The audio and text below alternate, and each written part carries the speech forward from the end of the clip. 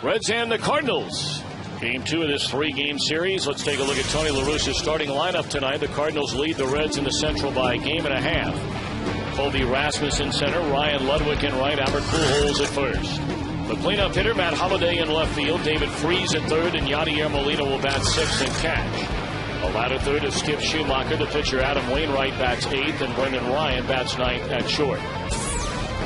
On the mound for the Reds, the unbeaten rookie right-hander, 3-0, Mike Leake. Not overpowering by any means is Mike Leake. He averages about 87 to 88 miles an hour on a fastball, but he's got lots of movement. Most of that movement is downward, and that's why he'll get a lot of ground balls. He's a guy that really doesn't think about pitching to certain hitters. When asked about pitching to Albert Pujols, he goes, hey, I pitch to the catcher, I pitch to spots. What a great attitude. That's one reason why Mike Leake right now is 3-0 with a nice, tidy 3.1 earned run average. For Gillette's Civil Rights game, moments away from getting started. You notice the teams are wearing uniforms circa 1947, and of course that's in celebration of Jackie Robinson's rookie year with the Dodgers when he broke the color barrier in Major League Baseball. The game being played during the regular season for the second straight year, and both years the Reds are host to the game. Whether that will continue remains to be seen. But I tell you one thing, it would be a very difficult act to follow for any city, Chris, trying to match what has taken place the last 2 years here in Cincinnati. Well, Major League Baseball has been a big help in that, but the Reds have been so cooperative. The city of Cincinnati almost perfect for it with the National Underground Railroad Museum, Freedom Center right next door here to the ballpark. Worked out great. Another perfect weathered weekend, and we're ready for some baseball, some first place baseball coming up right here. Colby Rasmus digging in. Cardinals getting their first look at Mike Leake so far this year, and there's ball one. This game is underway. Perhaps a little early gamesmanship. Leake was into his warm-up tosses, had only thrown 2 pitches, and the umpire came out and asked him to remove some kind of a bracelet that he was wearing around his wrist.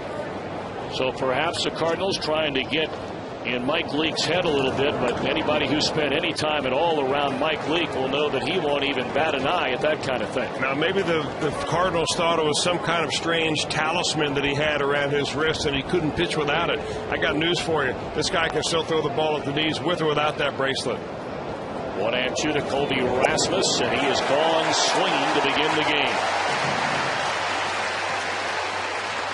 Take a look at the Reds on defense, presented by Ford.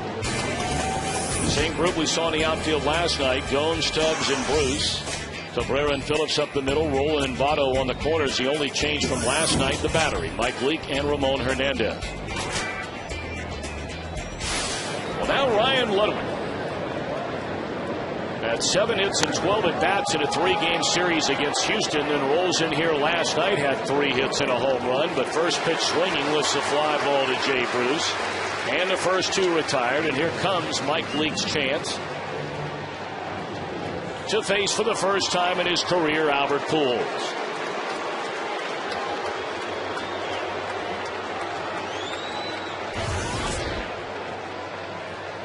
Albert clubbing his first home run in 71 at-bats last night. It came in the 3rd inning.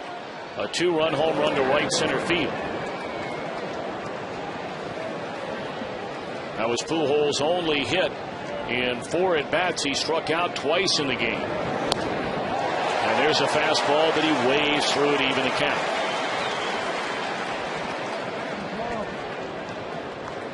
A sellout crowd on hand here tonight. The first official sellout since opening day. There's a little flare in the shallow right center that'll fall in a hit.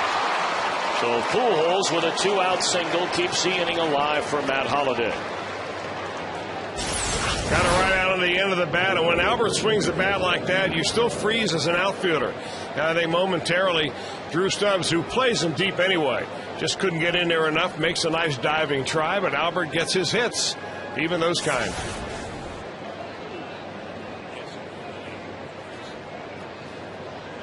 Two out, 1 on, and here's Matt Holliday.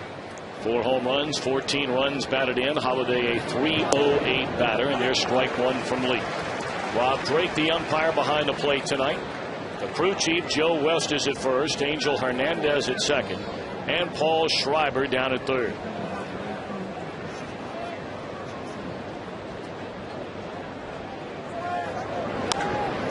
Straightaway center field hit pretty well by Holliday. But room for Stubbs, and that is that in the Cardinal first inning. So a hit and one man left. The Reds are coming to bat. So many other former Reds greats in attendance here tonight. And Dusty starting lineup. Orlando Cabrera at short. Brandon Phillips at second. Joey Votto at first. In the middle, Roland, Bruce, and Gomes. Stubbs, Hernandez, and Leake. The latter third. And a base hit on the first pitch. Thrown by Adam Wainwright is rolled into right field by Orlando Cabrera. What a year it's been for Wainwright. A 5-1 record. Already has a pair of complete games in his 7 starts and an ERA barely over 2. Well, he came in third in the league last year in Cy Young Award. He's on his way again. He does it this way with a downward tilt on his fastball. Lots of ground balls like everybody else on his Cardinal staff. He's got a hammer of a curveball and a slider, but his curveball is special, and he keeps it in the yard. Last night's pitcher, Jaime Garcia, has not given up a home run all year. Adam Wainwright has given up 1 all year. Now Brandon Phillips, a .257 batter, 4 home runs and 11 runs batted in. Brandon, a hitless night here last night, was hit by a pitch in the 8th inning. Cardinals came away 1-run winners, 4-3, to push their lead to a 1.5 over the Reds in the National League Central Division. By the way, the Cubs lost again today, falling to the Pirates by a final count of 4-3. And Milwaukee also lost today, falling to Philadelphia 10-6. Well, the entire baseball world undeniably zeroed in on this series. Not only because the top 2 teams in the National League Central Division are getting together, but of course because of the Gillette Civil Rights game again here in Cincinnati. 1-0 on Brandon. A ball and a strike. For those of you that may have missed it, I mean, you talk about a star-studded lineup. You've seen some of the faces and heard some of the names already. Willie Mays, Billie Jean King, Harry Belafonte, Roberta Flack performed before the game today. Grammy nominee Jeffrey Osborne handled our national anthem. Just a very glorious night in the air and playable. In fair ground, it's Pujols for the first out of the inning. Let's take a look at St. Louis on defense, presented by Ford. Ludwig in right, Rasmus in center, Holliday in left, David Freese, Brendan Ryan, Skip Schumacher, Albert Pujols third to first, and Yadier Molina will hang the signs for Adam Wainwright.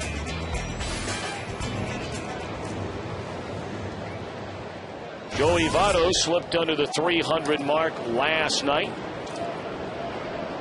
by going 0 for 4 in the game, has 8 home runs and 24 batted in. Ball 1. Well, last night's starting pitcher Jaime Garcia, especially tough on left-handers, but it doesn't get a lot easier with Wainwright. Actually, batters against righties and lefties hit identical against Wainwright.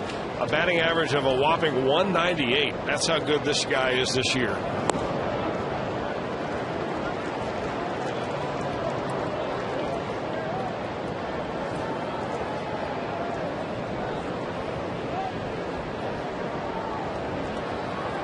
Wainwright only 28 years old. And if there's ever an illustration of being patient with a pitcher and a highly touted young pitcher coming up through an organization, Wainwright might be example A. Well, actually, some good minor league seasons, Chris, but never seasons where you said, okay, say like Homer Bailey had coming up through the minor leagues. And then once he got to the major leagues, you know, he started out, of course, working out of the bullpen because they had injuries down there. He was a World Series hero, one of many for the Cardinals when they won the whole thing in 2006. But when he went into the rotation, you know, it took him a while to become the elite pitcher that he is now. Well, it's interesting, really, because Adam Wainwright was originally drafted by the Atlanta Braves. A #1 round draft pick, big guy out of Georgia, Brunswick, Georgia. And then he was traded to the Cardinals. Of course, that's when Walt Jocketty was the general manager of the Cardinals, and they traded away a couple of pretty good players, J.D. Drew and Eli Marrero, who went down and had banner years that year for the Braves. In return, they got Wainwright, Jason Marquis, and Ray King. Good breaking ball there. Votto going on strike, second out of the inning. I had a really short conversation with Walt Jocketty before the game today to ask him about that trade and what Wainwright was and what he meant in that trade, because at that time Wainwright was a AA or AAA pitcher. He said without Wainwright in the deal, we would not have done it. We were looking for pitching. They were looking for offense. They needed J.D. Drew for that 1 year, who, by the way, hit over 30 home runs for Atlanta that year. So they traded away some quality player. But they wanted Wainwright in the worst way. And, boy, in the long run, it really paid off. After a leadoff single by Cabrera to begin the bottom of the first inning, Wainwright has retired Phillips and Votto, and now it's strike one to Scott Rowland. I think the other thing that's interesting is that in his first full year in the major leagues, he was solely reliever. He pitched in 62 ball games. They kind of picked his spots. Of course, he had a tremendous postseason with them, but his stuff began to get better and better, and they realized he'd be better in the starting rotation in the long run. Fly ball into right field, no problems for Ludwig, and that is that. A leadoff single. Cabrera never moves thereafter, and at the end of one, we're scoreless. And he won't give up too many long balls. Mike Leake lives down around the knees, even when he has those high walk games. He walked 7 in his first game, 5 batters in his second game. Most all of those were missing down in the zone. He just does not like to give in to the hitter. Changing speeds, keeping it down there, that's a great formula for success. No score. We begin the second inning. Of course, when you get the ball up, guys can hit the ball out. And that's what happened last night to Aaron Harang against both Albert Pujols when he homered with a man aboard in the third. And then later, Ryan Ludwig on a pitch up in the zone in the fifth. I'll tell you one difference between last night and tonight. The breeze was blowing last night. The flags were blowing out the center field, and that makes a major difference. I can't say there was a wind tunnel or a jet stream, but it was enough to pull those balls out of the yard. There is not that same breeze tonight, and already the Cardinals have hit one ball. I think the one by Ludwig would have been a home run last night, was not tonight. 2-1 to count on David Freese. Rookie third baseman rolls over at foul. It'll be Yadier Molina next, and then Skip Schumacher.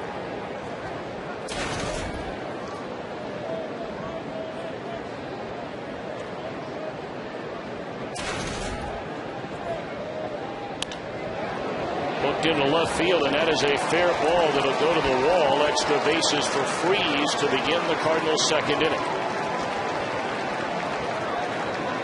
Well, this guy's a new Reds killer in a Cardinals uniform. He got hot in St. Louis against the Reds, carried them. He killed Aaron Harang, and both times he's played against him. And here he kind of gets fooled on a breaking ball, but he keeps his bat back just enough to get that ball down the line for a double.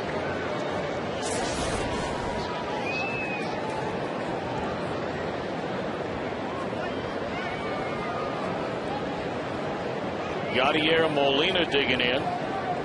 A .281 batter, a pair of home runs, 22 runs batted in.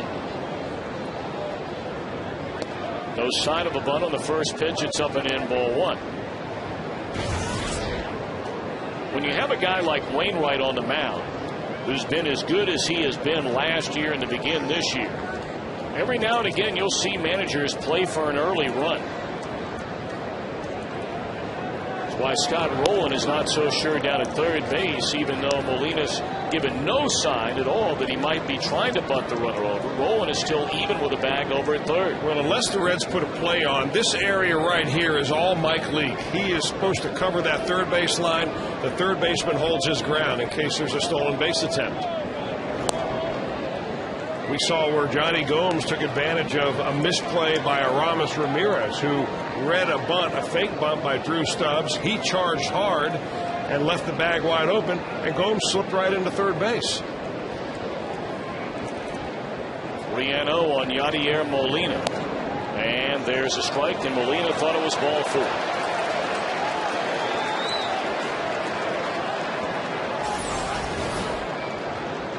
Yadier Molina, of all people, does not like to show up an umpire, and I think that he legitimately thought that was ball four, not trying to show up anybody. He sprinted after that bat.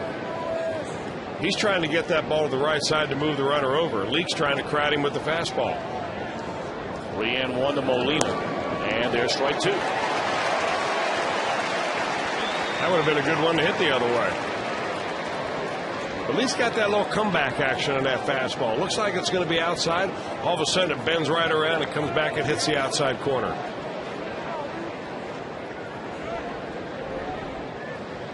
3 balls, 2 strikes on Yadier Molina. A leadoff double in the Cardinals' second inning by David Freese. And after a brief timeout, here comes a 3-2 pitch. Fouled away.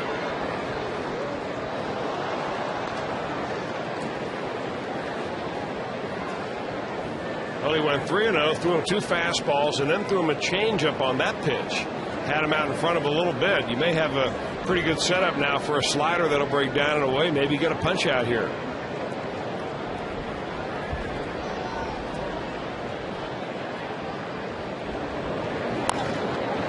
Roller to the left side. Roland will throw out Molina, but the runner does advance on to third base, and there's 1 out in the inning.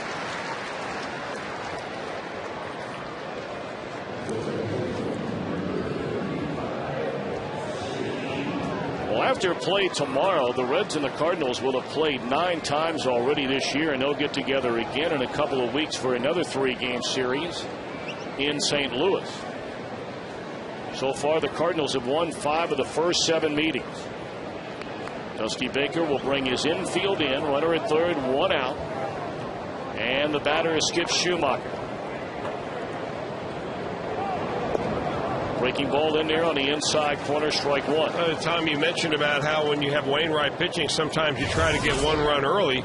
Well, if you're defending against Wainwright, you're trying to prevent that 1 run early. That's why the infield's in. In the air, left field, plenty deep enough to back up Gomes and drive in Freese from third. So a double, a ground ball to advance a runner, and a sac fly run batted in from Schumacher gives St. Louis a 1-0 lead in the second inning. Good solid baseball so far by the Cardinals. They get the double. They run the guy over to third base on a ground ball, and that little simple fly ball plates a run.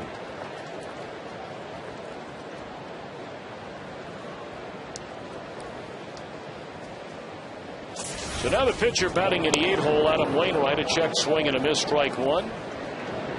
Wainwright 2 hits and 20 at bats so far this year.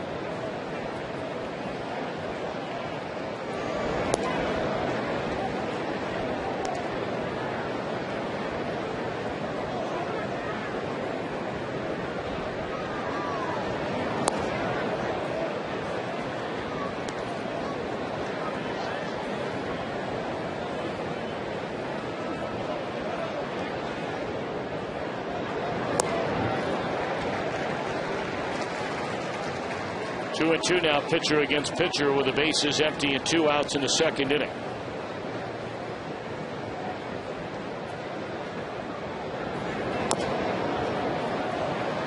That one will roll foul, and we'll do it again at 2 balls, 2 strikes.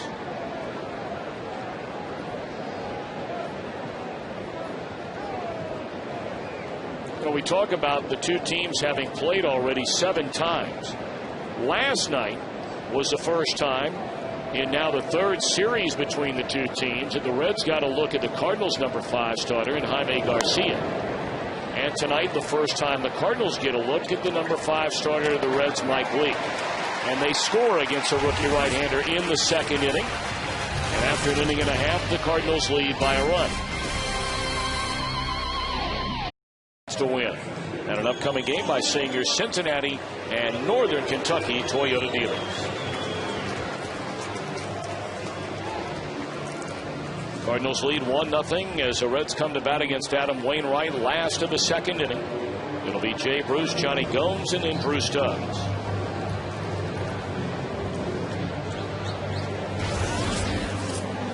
Certainly this Reds team comes in on a nice roll offensively. Of course, they had a 5-game winning streak snapped here last night. But they have been averaging 7 runs per game during it.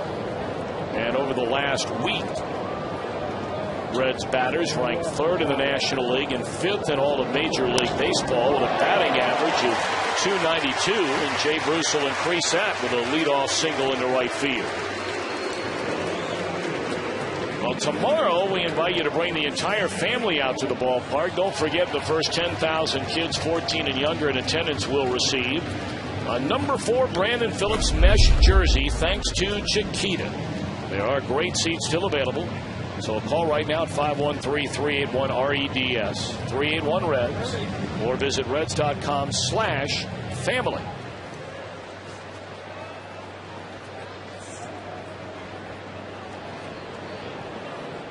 Orlando Cabrera led off the first inning with a single, but then Wainwright retired the next three batters. Bruce begins the second inning with a base hit. And here's Jonny Gomes, strike one. We're speaking of Brandon. Well, you talk about an unforgettable moment for him. Receiving the ceremonial first pitch on this Gillette Civil Rights game from Hall of Famer Ernie Banks.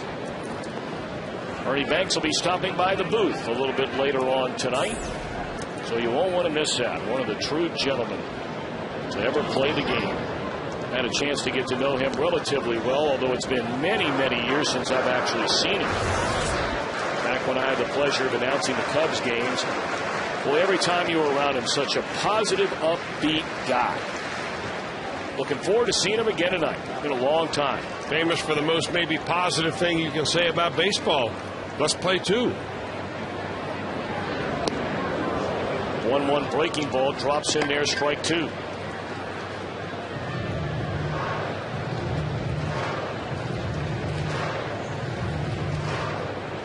Johnny has that batting average all the way up to 281. 3 home runs and 19 batted in. He had 3 more hits in the game last night. Stole a base, scored twice.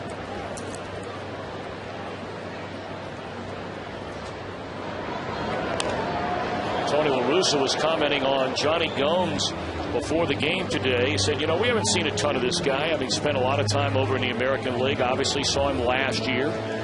But he said right now, this guy is the one guy that catches your eye from the opponent's dugout. Said he's playing every game as though it were his last game. And he said those players are dangerous players to play against.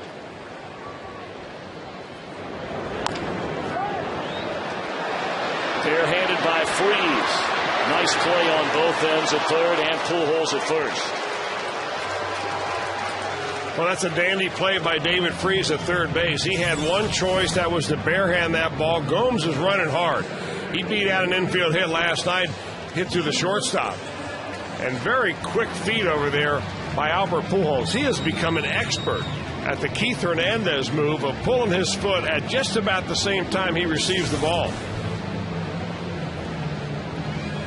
And sometimes a hair before.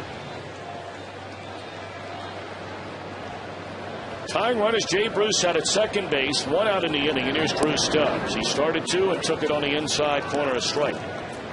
Drew at 198 at his 4th home run of the year last night, and man, did he hit it. He knocked in all 3 of the Reds' runs last night. A 2-run home run in the 7th inning and a fielder's choice ground ball in the 9th. But if you didn't see that home run last night, the Reds' bullpen is in the deepest part of left center field. And there's a screen up above the bullpen mound to keep guys from getting hit with home run balls out there. Well, he hit it 3/4 of the way up that screen. That was a long way from home plate. We're talking about right around there.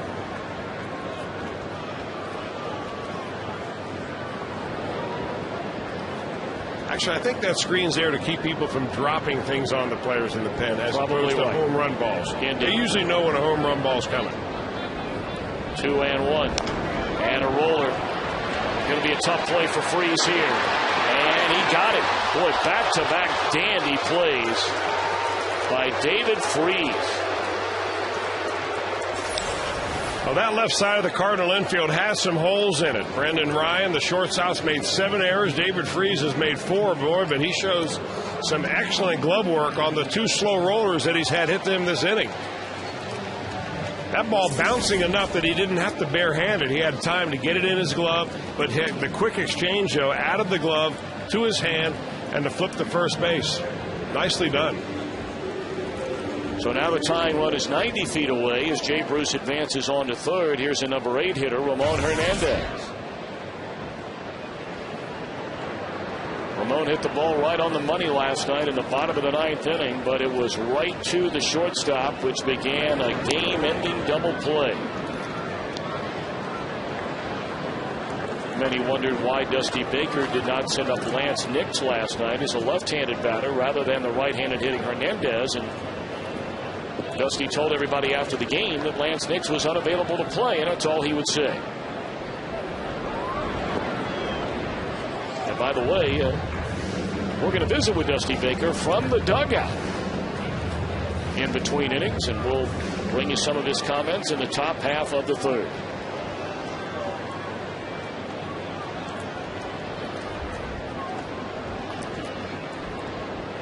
Two-0 on Ramon Hernadnez. And a ground ball into left field. A two-out single by Hernandez ties the game at 1.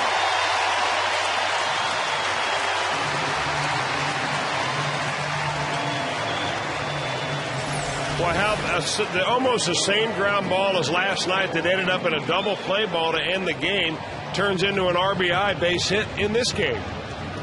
If he hit that ball last night a little bit further to the right of the shortstop and in that 5.5 hole, he picks up a run batted in last night. Instead, he saves it for today and ties the ball game up at 1. Two-out hitting there by Ramon Hernandez. Drives in the tying run, and now it's Mike Leake. No easy out. We know that. 4 for 13 as a batter. And he looks at a first pitch fastball, and there's strike 1. So a 1-1 game. Each team scoring in its half of the second inning. Reds still batting with 1 on and 2 outs.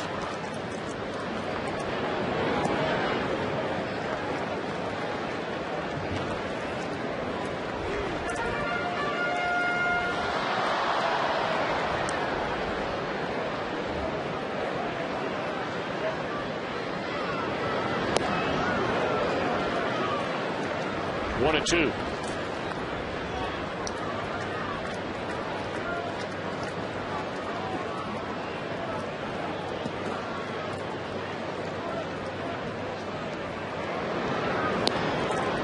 Breaking ball stays above the letters. And it's 2 balls, 2 strikes on Mike Leake. Wainwright coming in 52 innings, has surrendered just 35 base hits, and Chris mentioned only 1 home run. Still 2-2 to Leake.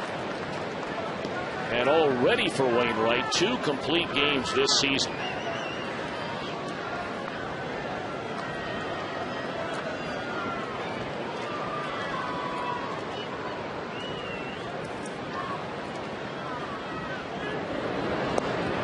Swing and a miss on the breaking ball will retire the side, but a 2-out single by Hernandez ties the game at 1.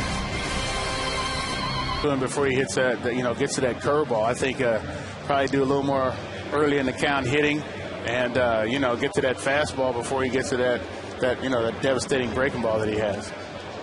Dusty, do you ever think that Mike Leake is going to break? I mean, the guy just looks like he's been here a 10-year veteran.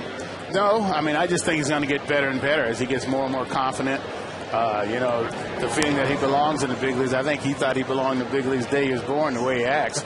And the thing about him is he throws strikes. He keeps the ball down, changes speeds, reads the swings very well, and he also elevates, when necessary. Dusty, thanks for the time. Good luck tonight. All right, thank you. See you later. So we begin the third inning in a 1-1 game, and Cabrera, nice play to take away a hit from his counterpart Brendan Ryan on a bang-bang play at first. Well done, Orlando. Or Brendan Ryan, even when he hits it soft and tough plays, he still can't buy a hit. But not when you hit it. Orlando Cabrera, former Gold Glover, comes charging hard. And a nice play by the Reds shortstop to get a very speedy Brendan Ryan boot scooting it down the line. The pride of Cartagena. Colby Rasmus struck out leading off the game, and there's a blast to straightaway center field, hit a ton, and Drew Stubbs will watch it go. Home run number 7 for Colby Rasmus, and no sooner do the Reds tie the game, the Cardinals recapture the lead. Well, in his first at bat, Colby Rasmus had a fastball blown right by him to go for a strikeout on a 2-2 count. This time he did not want to wait that long. An 85-mile-an-hour, I guess just sinking fastball, a little get-ahead fastball. Boy, he went down to get it, though. Not all that bad of a pitch location-wise, although it caught a lot of the plate. Kid's got some pop. A 2-1 ball game, and now Ryan Ludwig, second at bat, where he's been up there swinging at the first pitch. The first time a fly ball to Bruce, this time a pop-up to Brandon Phillips. There are 2 away. Time for our Geico Direct quote. It comes from a Say Hey kid. Baseball is a game, yes. It is also a business. But what it mostly truly is disguised combat. For all its gentility, it's almost leisurely pace. Baseball is violence under wraps.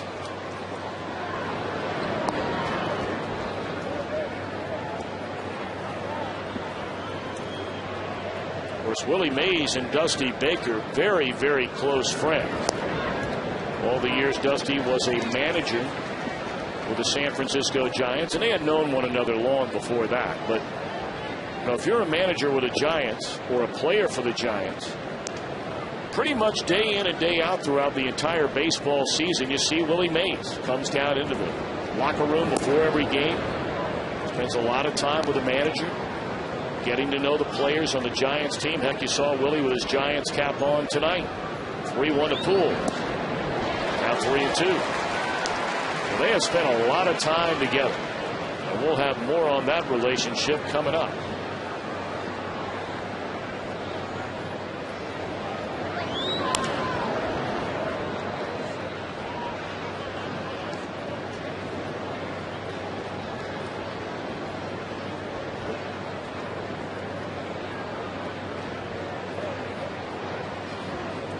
Two to Pujols, and it misses inside. And Albert draws a 2-out walk, the first issued in the game by Mike Leake.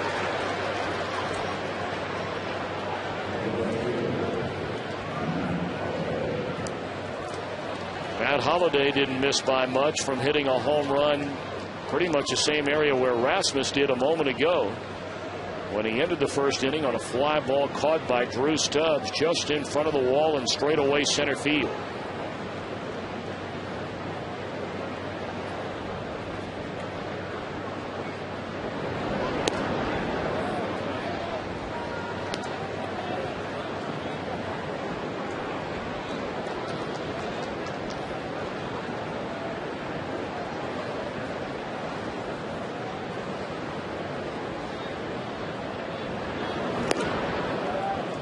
On Matt Holliday. You always have to beware of Pujols at first, even though he's one of the game's great sluggers. He's also a pretty good base runner. Stole 16 bases in 20 attempts last year. Not running much so far this year. 1 for 1 in stolen base attempts.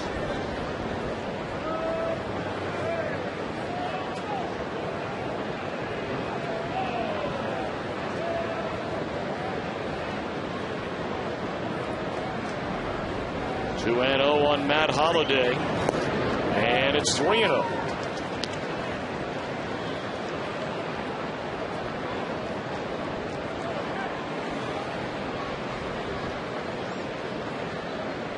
Well, you know Holliday has a 3-0 green light anytime he wants it. Now, whether or not he'll swing remains to be seen. He does, and he's tardy.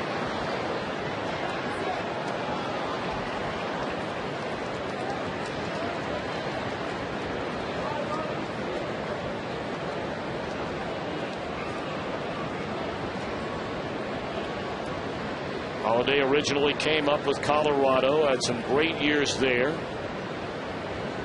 They figured they couldn't sign him to a long-term deal, so traded him prior to last year to Oakland. And was there just half a season before the Cardinals went and got him. And now he draws a walk. So back-to-back 2-out free passes issued by Leake. Ramon Hernadnez will visit the mound before David Freese comes to the plate.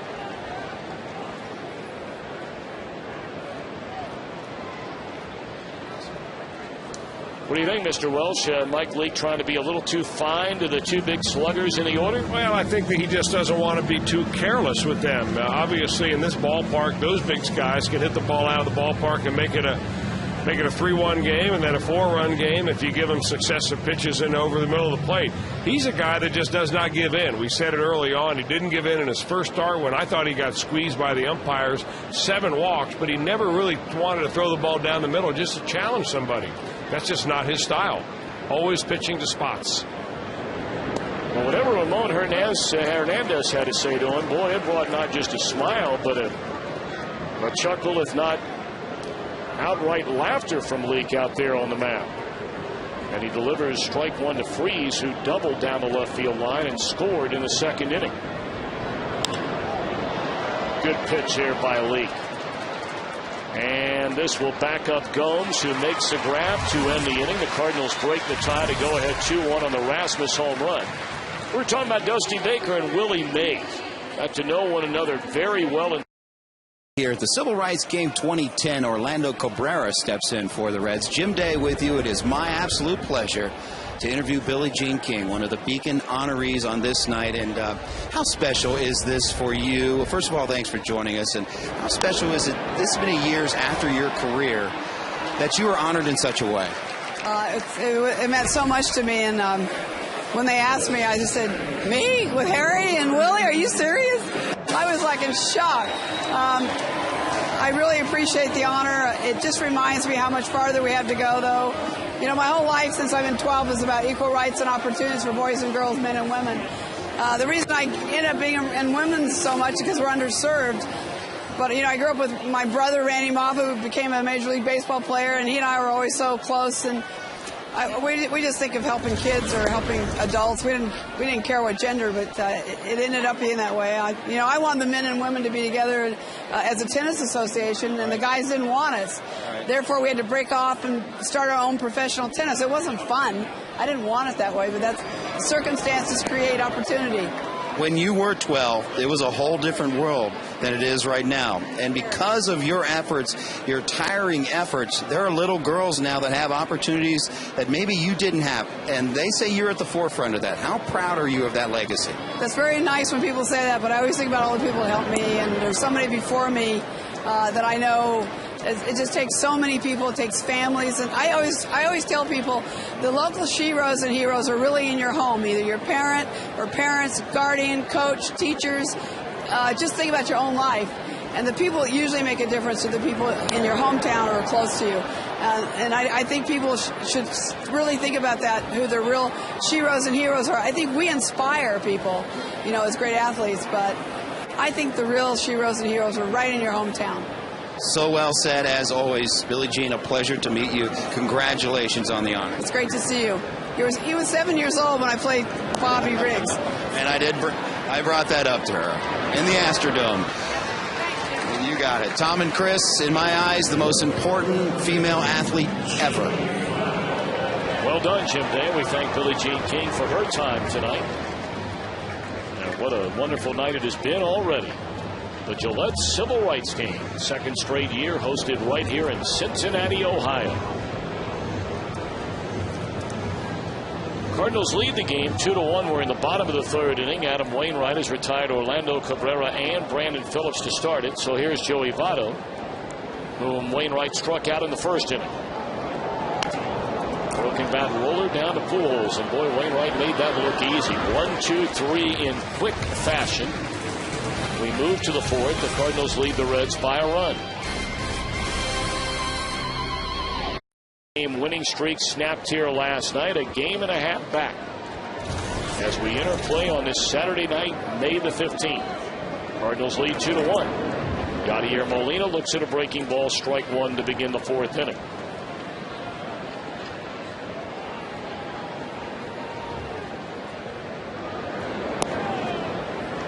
Another breaking ball in there, and it's quickly 0-2 on Molina. I'll tell you one thing about Mike Leake. Boy, he works quick. He is even quicker than Tom Browning was when he pitched for the Reds. And he'll get some calls throughout his major league career. He'll get more calls and more good defensive plays behind him because of his pace of pitching than a guy that takes a lot of time.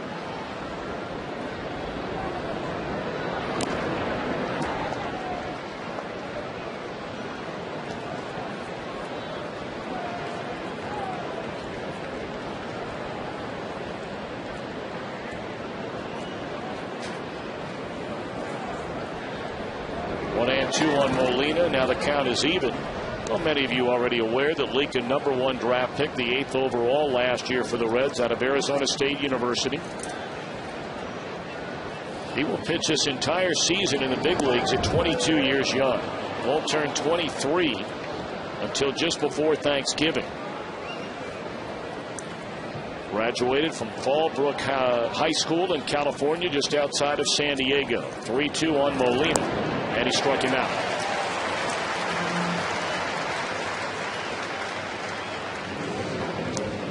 Time now for our AT&T trivia question. Who are the only 3 players to play in 24 All-Star games for the National League? Well, Chris, I have a feeling we saw 2 of them here tonight. I would suspect so. The first one comes to mind, I think, is probably a slam dunk, would be the Say Hey kid, Willie Mays. And the other that's also a virtual slam dunk, Hank Aaron. Well, played his entire career with the Cubs, so yes. That's a lot of All-Star games. Now, the third one would have something to do with one of the teams that's playing here tonight. Well, I think it's safe to say that, when all is said and done, Albert Pujols may well go down as the greatest St. Louis Cardinal of them all if he spends his entire career there. And he is a free agent. But after next year. But the man considered to be the greatest Cardinal of them all right now, I would imagine, is probably Stan the Man Musial. You agree? Good guess. So that's a pretty good threesome to start a baseball team with, wouldn't you think? Oh, it wouldn't be bad at all. 3-2 the count on Skip Schumacher. How would you like to be their agent and go to arbitration after your 23rd All-Star game?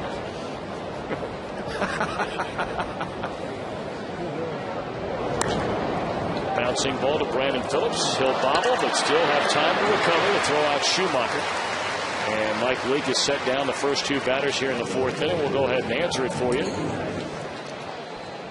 The only 3 players in National League history to play in 24 All-Star games, and there you have it. Stan the Man joining Hank Aaron and Willie Mays. To give you an idea about 24 All-Star games, just from a comparison standpoint, Ernie Banks, Mr. Cub, considered the greatest Cub of all. 14 All-Star games. That's a lot of All-Star games. Yes, it is. And to think that trio you just saw a moment ago, an entire decade long. 2-0 to Adam Wainwright. And now 2 balls and a strike. Speaking of Mr. Cub, Ernie Banks, he'll be joining us in the bottom of the 4th inning. 2-2. Ernie, for many, many, many, many years, has made his home in Los Angeles. Find out if he's still living out in L.A. 2-2 to Wainwright. We'll do it again. Well, those 3 guys you mentioned in that AT&T trivia question, Tom, Willie Mays and Ernie Banks were both the first African-American players on their respective teams. Willie Mays, of course, with the New York Giants, and Ernie Banks, of course, with the Cubs. It's a pretty good way to break in, huh? Not bad. Line in the center. Mike Leake, a 1-2-3 top of the 4th. Ernie Banks, when we come back, the Reds will come to bat trailing by a run. Your longtime teammate, my broadcast partner, Ron Santo, then, right? Yes.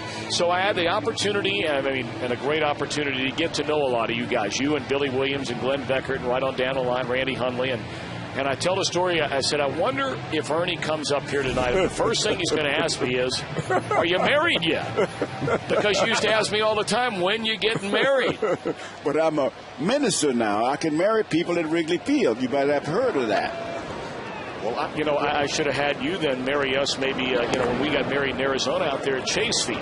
Well, you can have a remarriage. You can do a remarriage at Wrigley Field. No. If we're going to do it now or I'm going to do it here in my hometown. And we're going to pass these guys up. You better believe it. I bet you get a lot of requests for that, Ernie, huh? Marriages at Wrigley Field? Yes, we do. Wrigley Field, our new owner, Tom Ricketts, met his wife in the bleachers. Have you met him yet? Not yet. You like him? Yes, he is. He's a great guy. I do. He loves baseball. He loves the Cubs. Doing everything. We're trying to get the Toyota sign in Wrigley Field, as you know. And we have a little difficulty with that. We have that beautiful Toyota Tundra. Do you drive one of those? No, I do not, but I have a Toyota. But it's a beautiful, beautiful car. But we're trying to get that sign in Wrigley Field, so we're working very hard on it next week, and he is looking forward to having that sign plus some more signs at Wrigley Field, more advertising.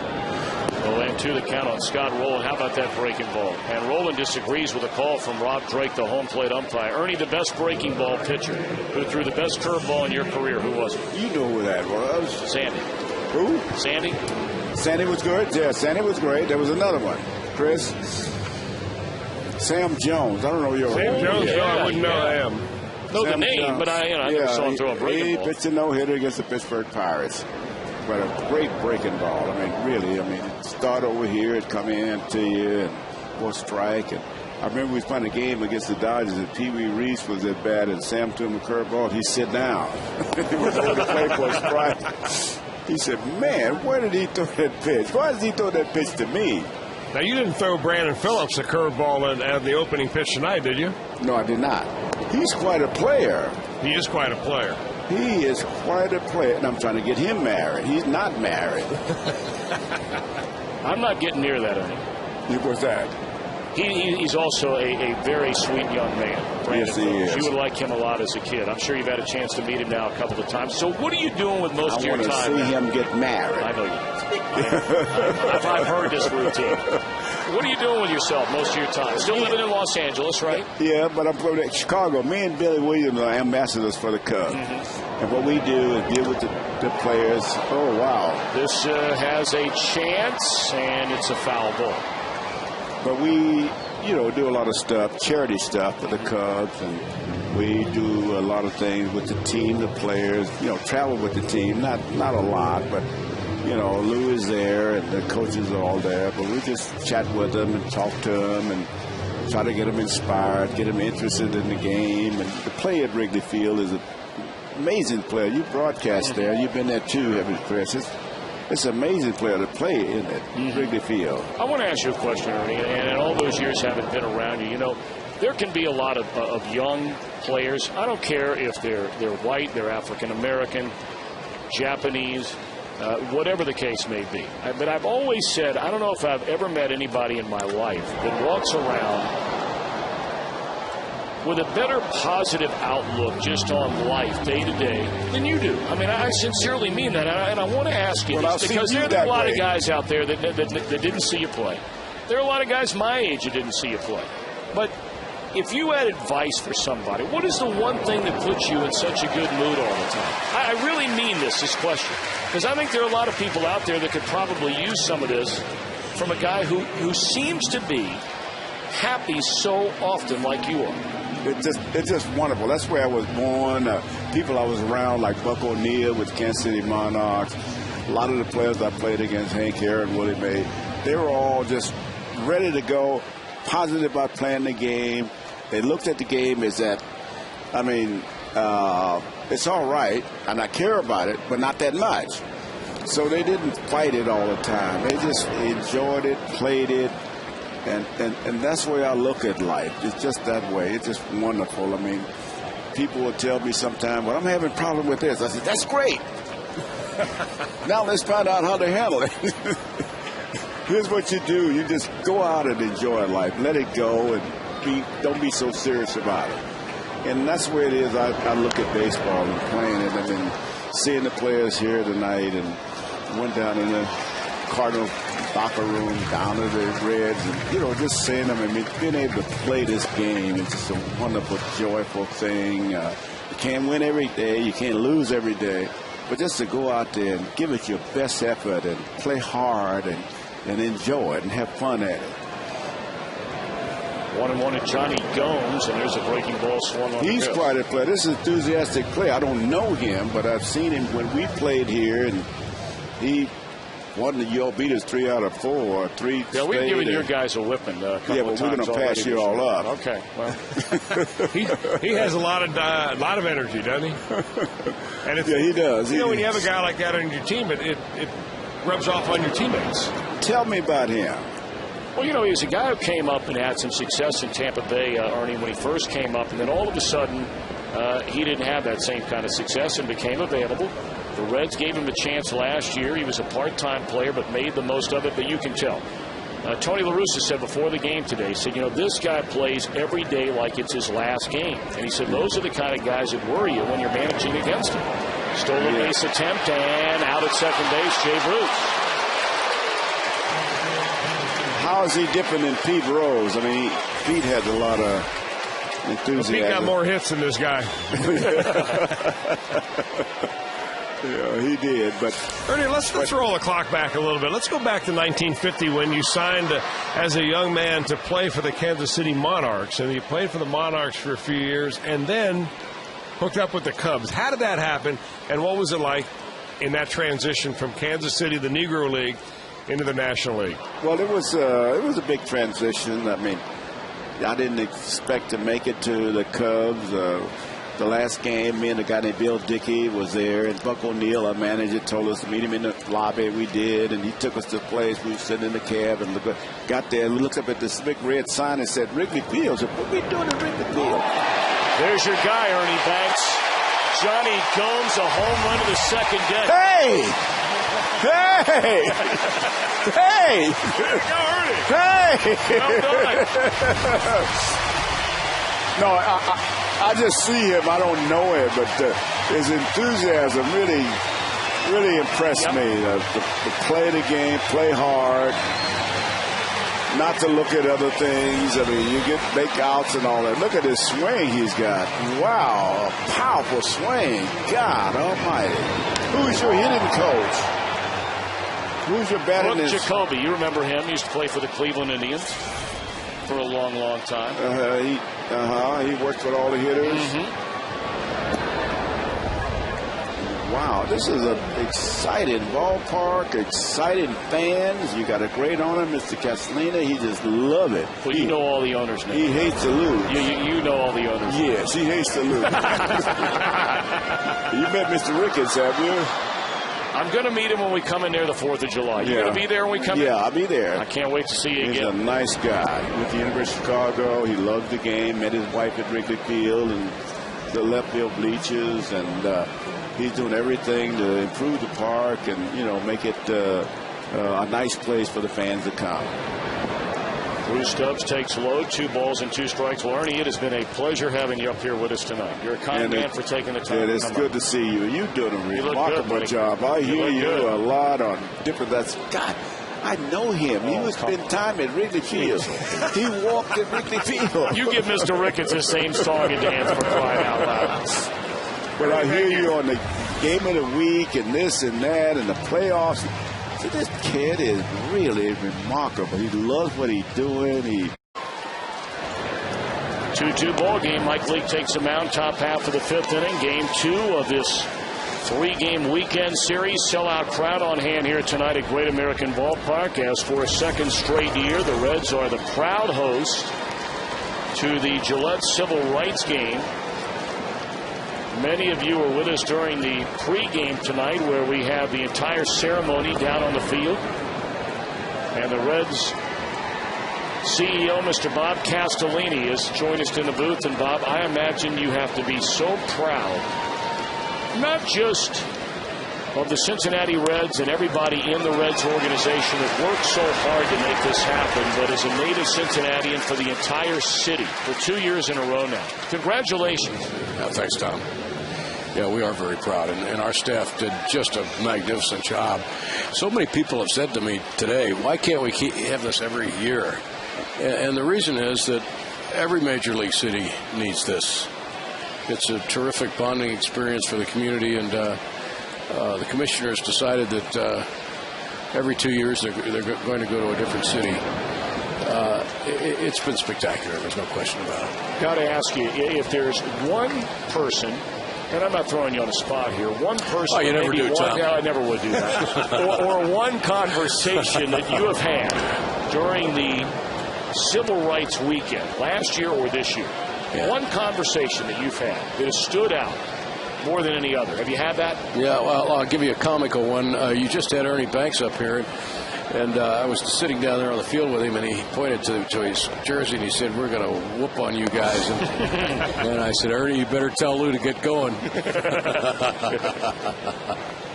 Bob, what do you hope to be the lasting effect of the 2 years you've had the civil rights game here in Cincinnati? Well, one of the things that is ongoing and has been happening even before we had the civil rights games was this dedication to kids baseball. And Joe Morgan said something. Here's what I would tell you, Tom, in a panel discussion yesterday. The most memorable thing that I've heard in the 2 years. And Joe's absolutely right. He said, look, Major League Baseball has built all of these fancy academies down in the Dominican and elsewhere. And for the last 15 years, participation on the part of kids, especially inner city kids, has just deteriorated. And why haven't we done this in the United States? And in fact, that's what's happening. We have a big academy in Compton, California. We're just finishing one in Houston, and now Major League Baseball is going to partner up with our Reds Community Fund and build an academy here. Really? Yeah, I mean it hasn't been signed on the dotted line yet, but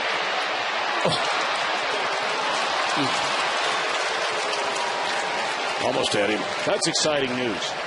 Yeah, very exciting news. And it is a good point that Joe has made, and he didn't just talk about the African American community. He said, look, this is for everybody, and baseball has lost some popularity to things like soccer and lacrosse, and certainly to basketball, and we've got a job to do here in the United States.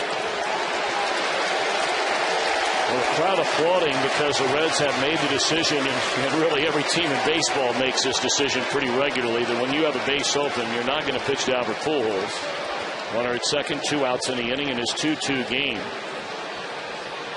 I met a woman tonight on the elevator. Walks in with her 2 sons, and she says, I know you from somewhere. And I said, well, we introduce ourselves to one another. And she said, I'm so happy to be here tonight. She said, my son is part of the RBI program. Yeah. And I said, well, how's he doing? She said, well, it's been 3 years now. And she said, it has been an unbelievable thing in his life. Not just playing baseball. I mean, we know the meaning of playing baseball, and everybody plays baseball if you're lucky enough to do it and have fun. But the relationships that have been built inside of that RBI program, and I know that's something that you with the Reds and everybody in baseball should be proud of. Yeah. But it goes more than it goes beyond just creating baseball players and fans. It keeps the kids busy in the summer and off the streets, and it gives them, a lot of them, their first grasp of self-confidence, and it's just been a marvelous program around the country, and our community fund with Charlie Frank has just done a great job. All right, Bob, what do you think of the team so far this year? I think the team is starting to show that we do have a great starting rotation, and if this continues, we're going to just continue to do well. How about Mike Leake? You like him? Well, here's a fellow who a year ago was beating Southern Cal and UCLA, and three weeks ago he beat the Dodgers. Against Al Downing. Into the baseball record books went Hammer and Hank Aaron. Home run number 715. Of course, he hit 714 a couple of weeks earlier on opening day here in Cincinnati at Old Riverfront Stadium. A 2-2 game. Reds and the Cardinals. We begin the bottom of the 5th inning. Ramon Hernadnez, Mike Leake, then Orlando Cabrera. Hernandez hit a 2-0 pitch with 2 outs into left field to knock in Jay Bruce in the Reds' 2nd inning. Jonny Gomes tied the game at 2 with a solo home run way back into left in the 4th.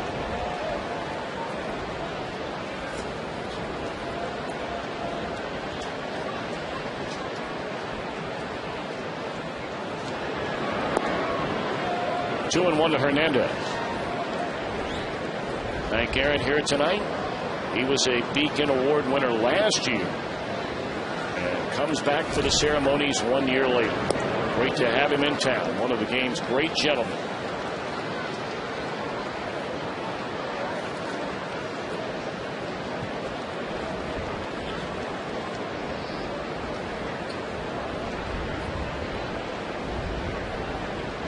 Hey, Reds fans, check out this year's Rookie of the Year, JTM's new 32-count microwavable burgers. Look for them in their yellow bag today.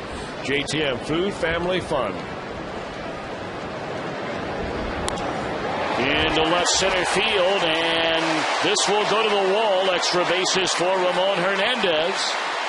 And a leadoff double in his 2-2 tie in the fifth. Sets a table for Leake to try and move him over. I think maybe Adam Wainwright tried to get a little too cute here after throwing fastballs right by Ramon Hernadnez. He decides to throw a slider, hangs it down the middle. Ramon is all over it. He splits the gap in left center. Sometimes you can outthink yourself out there on the mound.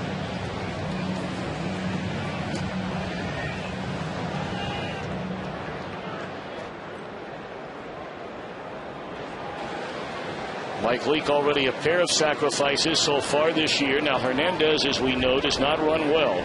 And the Cardinals are extremely aggressive, especially Pujols at first base. Well, all you've got to do if you're Mike Leake is get the ball down the third base line somewhere. Make sure that the third baseman, David Freese, fields it. So you've got all this area over here to work with. I'm wondering, Leake handles the bat pretty well. Would they try a butcher boy play here? Because you've got Albert Pujols coming in there so close, he can smell Mike Leake's breath when the ball gets there. He's charging hard. Tries to put it up the third base line, rolls it foul. 1-1 to Mike Leake.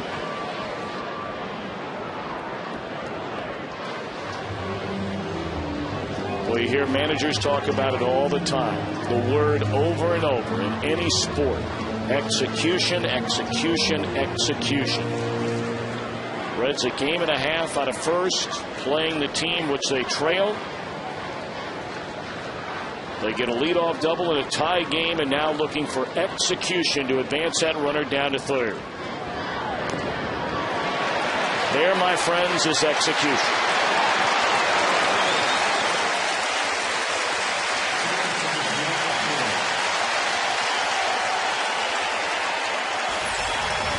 Now you help yourself with little things as a pitcher. You stay in the game longer, and it gives you a chance to win a game. Here he is in a tight 2-2 ball game. His team's not doing much offensively. You don't get much in the way of scoring chances off of Adam Wainwright. But now you've got a runner from second to third with one out. It makes it a whole lot easier now for Orlando Cabrera to put a ball into the air into the outfield and drive in that go-ahead run.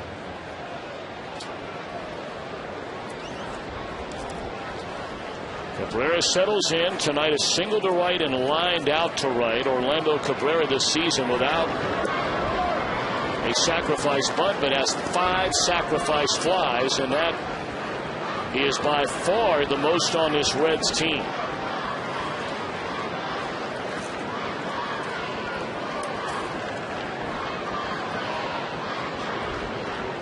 Cardinals conceding the run to their middle infield defense.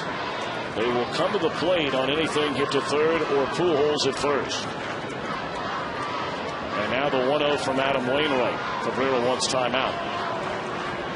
Well, Orlando Cabrera is the guy, the only guy this year to have hit a home run off of Adam Wainwright. Happened the first week of the season. Wainwright has not given up a home run in his last 6 starts since Cabrera took him deep. There's a little flare in the infield, which will not get the job done.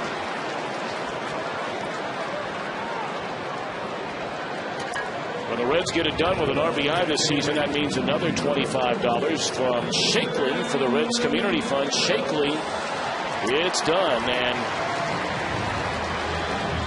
Orlando Cabrera unable to get in the runner from third, and now the Reds are looking for a 2-out hit from Brandon Phillips. Yeah, that's a tough break right there. Obviously, I was excluding the home run that Gomes hit, but in the previous 6 starts, that's how stingy Wainwright is with homers, and when you make a mistake, you better jump on it.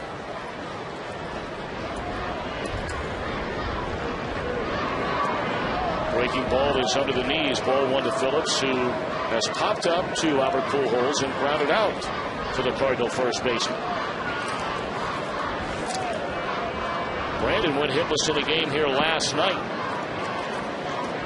So no better time than to get the first hit of this series for Brandon Phillips, and right here and right now against Wainwright.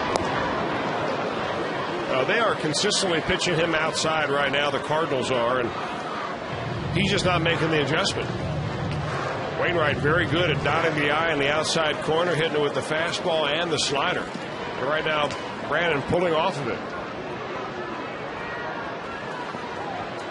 Runner at third, 2 away, and a pitch to Phillips. A routine one-hopper down to third. Reds miss a chance. A leadoff double, the runner stranded at third, and the 5, a 2-2 game. What happened with your father last year? Well, you know, it's a big deal to be around all these great icons. You know, they really inspire me to do my part now, and I hope they inspire others. So I was very happy to be here to present Billie Jean her award. You know, she broke so many grounds for women in not only the United States, really around the world, and you were able to present that to her. What did that mean to you?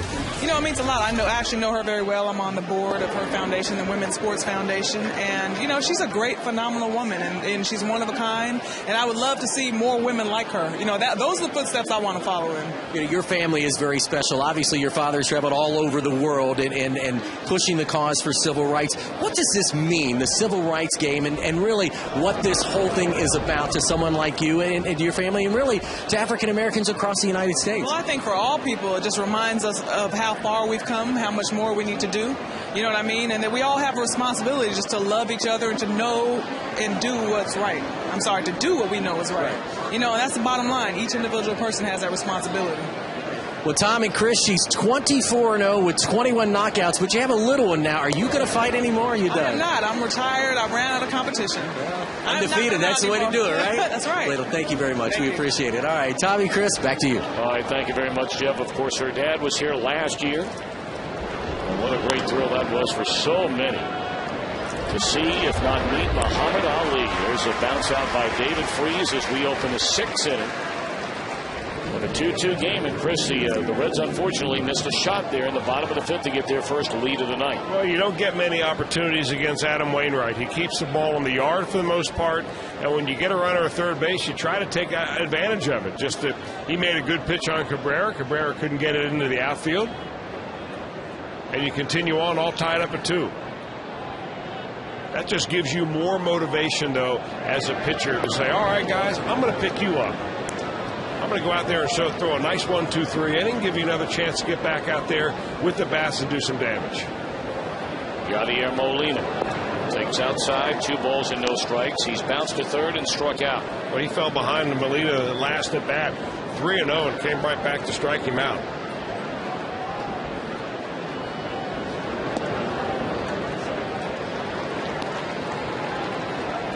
It doesn't look like Yadier Molina really picks the ball up very well off of Mike Leake.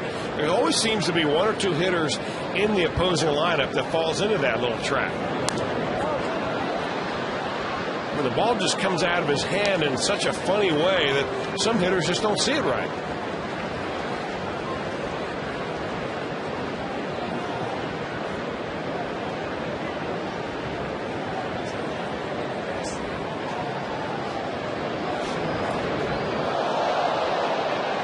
Swing and a miss, and that is strike 3 to Yadier Molina, and Leake, after striking him out, will go get his bat for him.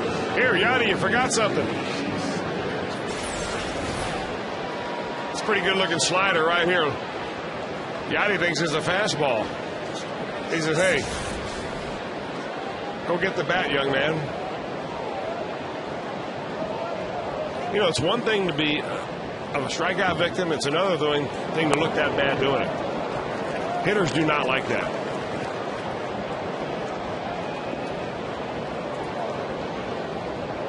Four strikeouts in the game now for Mike Leake, and with 2 away, here's Skip Schumacher, and he rolls it foul, and Mike ahead of him at 0-2.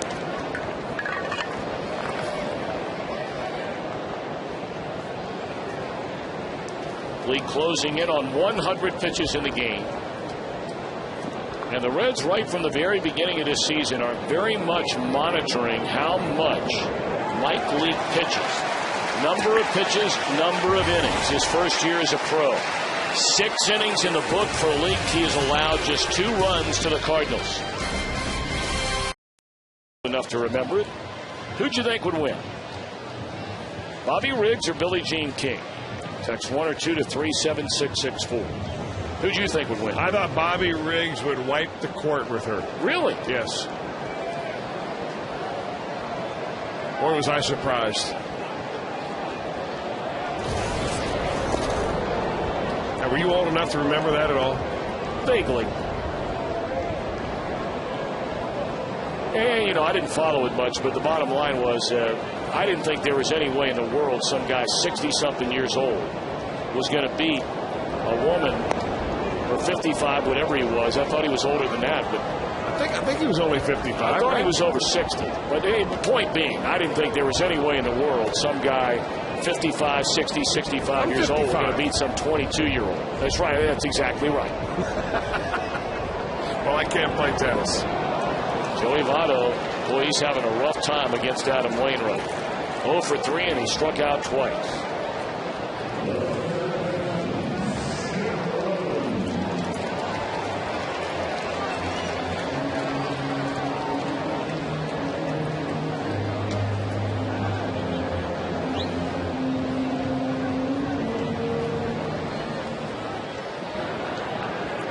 Here in the bottom of the 6th inning, Reds and the Cardinals are tied at 2, and game 2 of this 3-game weekend series.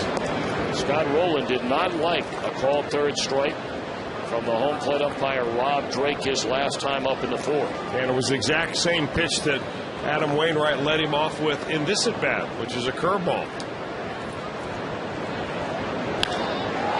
Into left field, and this baby's headed to the wall.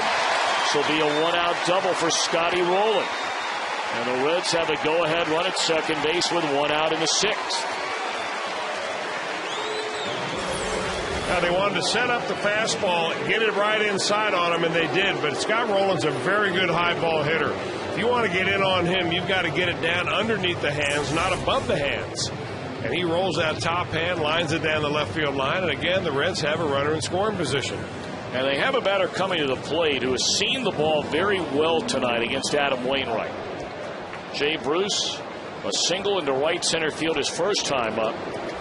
Drew a walk in the 4th inning, was thrown out trying to steal second base.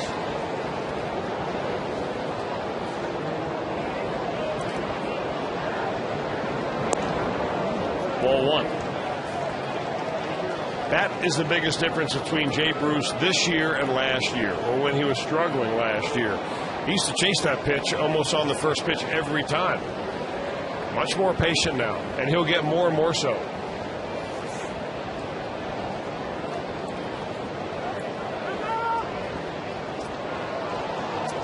Bruce requesting time and granted by Rob Drake.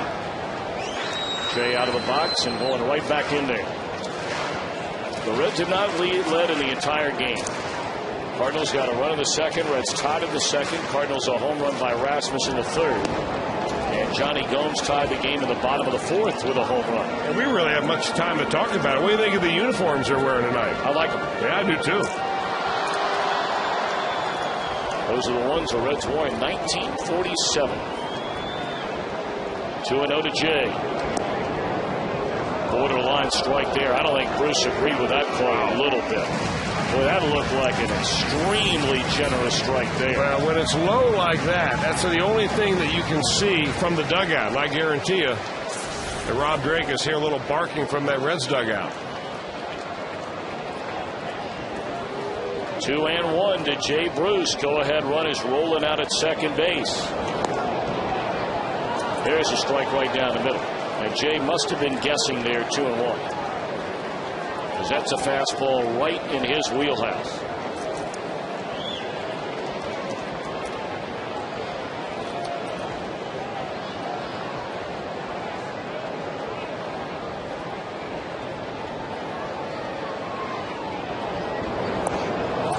Fooled him with a pitch down and in. And that's strikeout number 6 tonight for Wainwright. 2 outs in the inning. Well, he carved him up pretty good in this particular at-bat. Got the benefit of a low strike, but Jay Bruce went down chasing that low slider. But, Chris, you know as well as anybody, I mean, as a pitcher, when you're Adam Wainwright, the entire complexion of that at-bat, the way it changed on that 2-0 call that should have been ball 3, all of a sudden, instead of 3-0, it's 2-1, right? Yeah, absolutely. I mean, it not only changes the at-bat, it may change the course of the ball game. Of course, that's assuming something positive happens for the Reds. But, you know, sometimes you let it bother you that the umpire makes a bad call, and then you take it through your next pitch. I think he took that 2-0, that 2-1 fastball right down the middle because he was still thinking about how bad he was jobbed on the previous pitch. All right, now Jonny Gomes. He has been the man lately, seemingly has delivered time after time after time when the Reds have needed him most. Opening game of this series last night, Gomes 3 hits, scored 2, robbed of a hit his first time up today, and then tied the game in the 4th inning with a home run. And even though it's righty against righty, again to repeat the conversation we had with Tony La Russa before the game, he said watching this guy right now and the way he is playing, he's the kind of guy that scares you to death. And they're going to want him. How about that? Well, you know, I think Tony is obviously an astute manager, maybe the best in the game. A lot of people think so, and I might be one of them. But, you know, one of the jobs of the manager is to recognize who is hot on the other team. Not necessarily according to numbers, but how he looks at the plate. What kind of stage presence he has. Is he on the pitches? Does he take the pitches like he knows he can hit them if he wanted to? And right now, Gomes is hot. Now, there are times when Jonny Gomes is as cold as ice water, and you want to pitch to him all day long. This is not one of those times. So the Reds have 2 on, and now it's up to Drew Stubbs, who has bounced out to third and struck out 0 for 2 in the game. A 2-2 game with 2 on and 2 outs. Ooh, he got a hanger, it looked like, right there on the first pitch, and slams it foul behind the plate. Well, the first pitch, get a head pitch is always nice, and that's a breaking ball right there, and Stubbs just pulls off of it. And it wasn't as much of a hanger as I thought, coming in real speed. And that's a pretty good tilt, too. I'll tell you, it looks even better if you're in the batter's box. Yeah, I bet.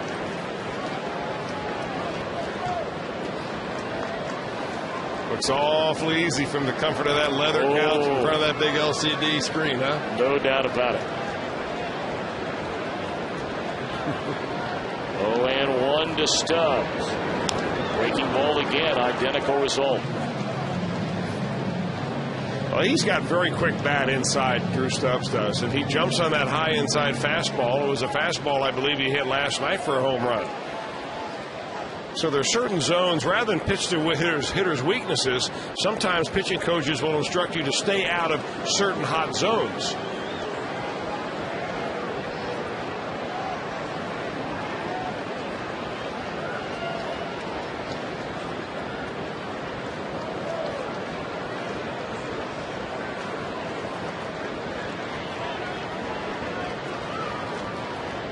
Nothing in 2 on Drew Stubbs. Wainwright ready, and here comes a pitch.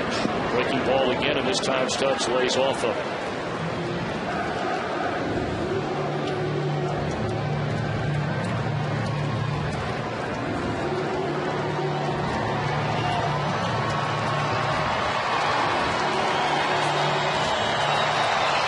Big at bat here for the youngster Stubbs. 2-2 game, last of the 6th inning. 2 on, 2 out, 1-2 pitch on the way. Just off the outside corner. Well, they've seen 3 curveballs and a slider.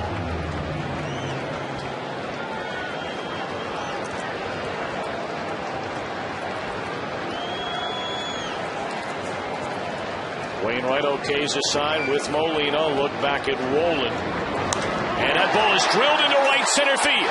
Hit very well, and it's up against the wall, and this will score a pair of runs. And Stubbs on his way to third with a 2-run triple.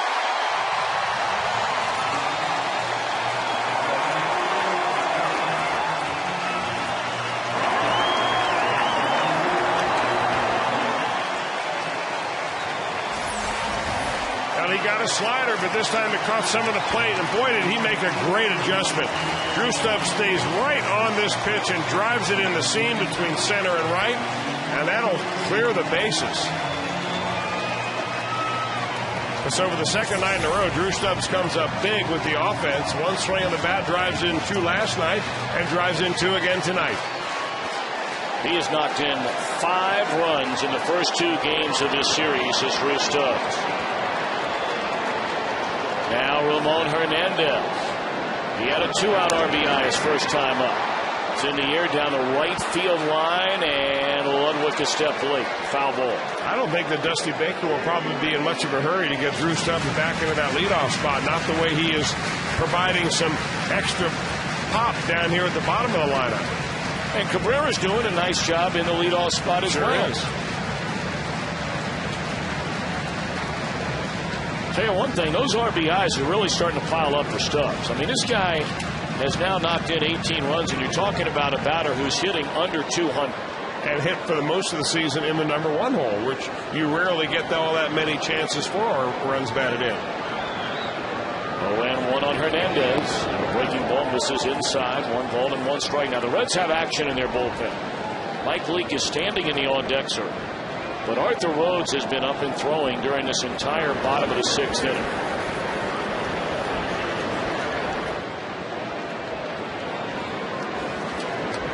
One on Ramon Hernadnez. Breaking ball smothered by Molina. 2 balls and a strike.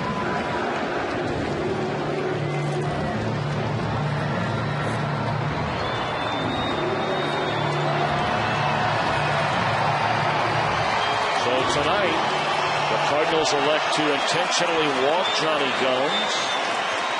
Take their chances with Drew Stubbs after Wainwright had fallen behind Gomes 2-0.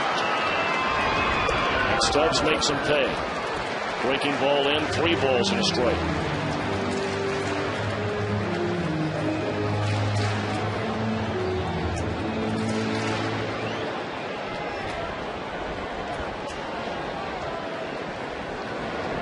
Hernandez a single, a double, a run batted in.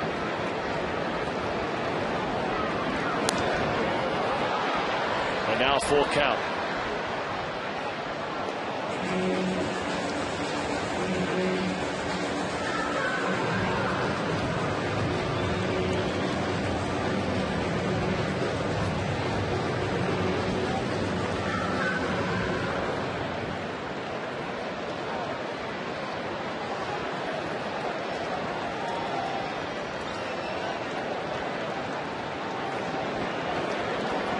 Good numbers in a full count situation for Hernandez, and he'll take the walk. And now Dusty Baker summons Mike Leake from the on-deck circle, and he'll send up a pinch hitter in a nice round of applause from Mike Leake.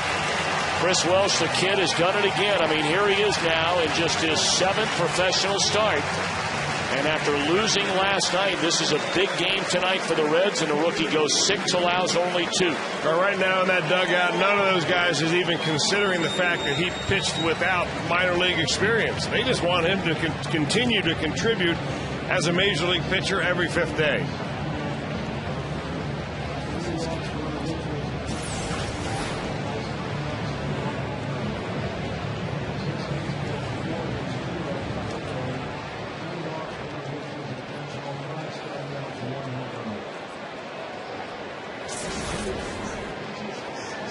So Miguel Cairo will come up as a pinch hitter for Mike Leake here in the bottom of the 6th inning.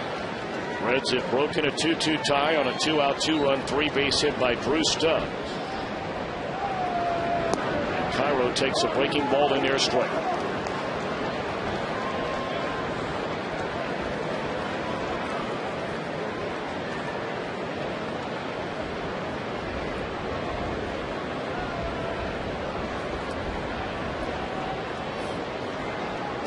Runners on the corners, 2 away, 0-1 to Cairo. Fastball is high to even things at a ball and a strike. Wainwright is due to lead off the next inning. So Tony La Russa reluctant to get anybody started and go out to hook Wainwright.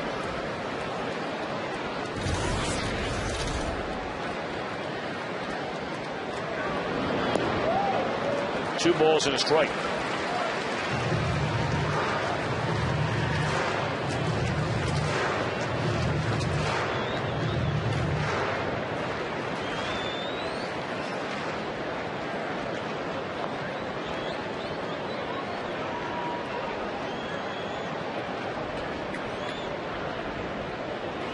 2-1 the count on Miguel Cairo, and an excuse me roller down to first, and this will end the inning.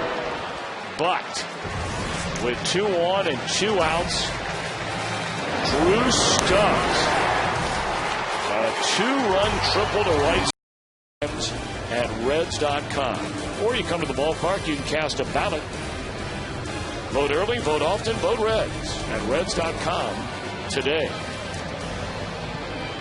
Tell you what, no setup guys, or at least it's extremely rare that setup guys ever go to an all-star game. But if there is one setup guy both last year and this year who deserves to make an all-star team, he's now on to pitch for the Reds, Arthur Rhodes. Oh, you're not going to get any argument here on that. Look at the opponent batting average, 114 down there. They just simply don't get on base. He's at the bottom of the order now. Nick Stavinola will pitch in for Adam Wainwright. First pitch swinging. Pop up, shallow center. 1 pitch, 1 out.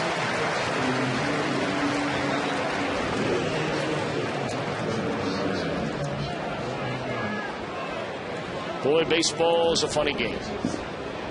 You look last night, Aaron Harang, been a #1 starter for the Reds over the last 5 years.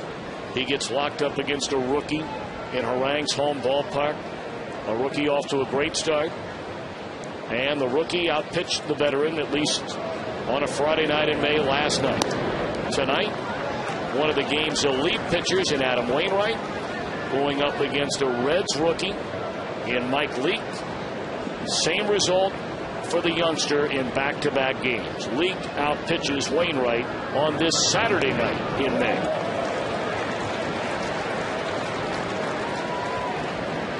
Wainwright 6 innings, 7 hits, 4 runs. And Mike Leake 6 innings, 4 hits, 2 runs.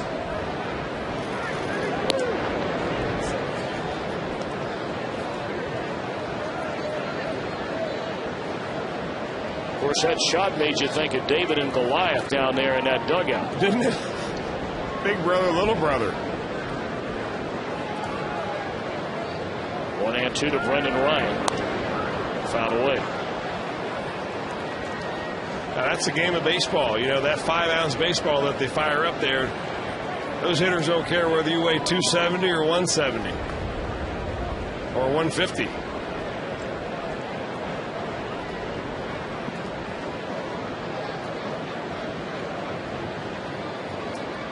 Two on Brendan Ryan. Fastball up and away. 2 balls, 2 strikes. We go back to the top of the order next in Rasmus.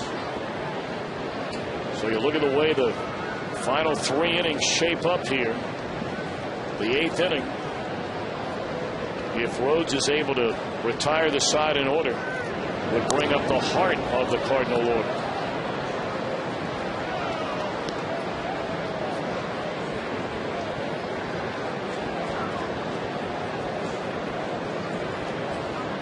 Right-hander Blake Hawksworth is getting loose in the St. Louis pen, so it appears as though we'll see him in the bottom of the 7th. Reds with a 4-2 lead.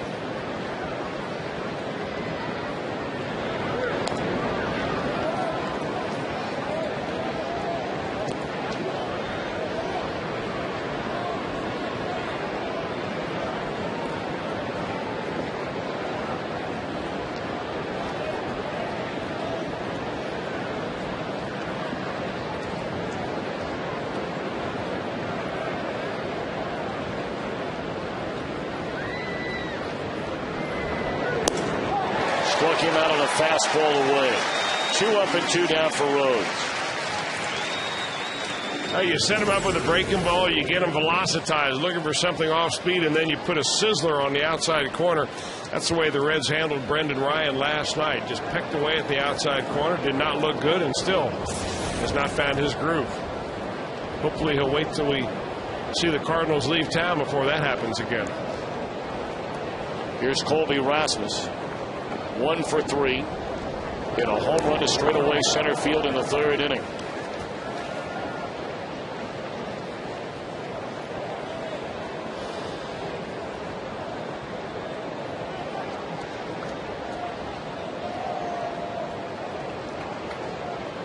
Rasmus now with 7 home runs on the year. Drives this ball into left center, but it will stay in the park. Stubbs is there, and how about Arthur Rhodes? Ho hum. 1, 2, 3 again. We're going to keep it right here.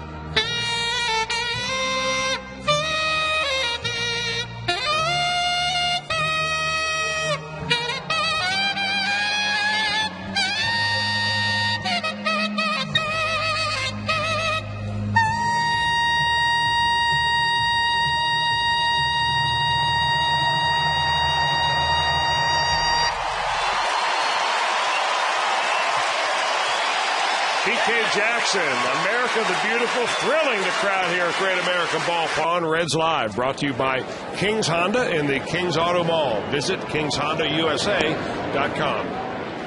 Well, we begin the bottom of the 7th inning. The Reds with a 4-2 lead, and now taking over on the mound for St. Louis is Blake Hawksworth, 27-year-old right-hander. He faces the top of the order.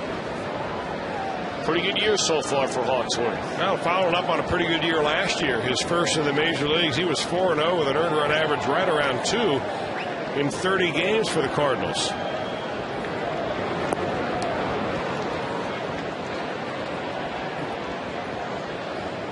Hawksworth went to spring training with an eye on the rotation.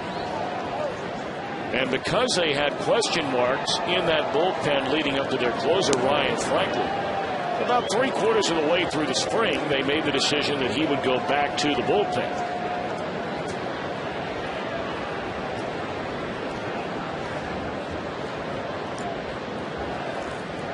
Two and two on Orlando Cabrera. And a fastball is up and in, running the count full. Cabrera 1 for 3, singled in his first at bat tonight.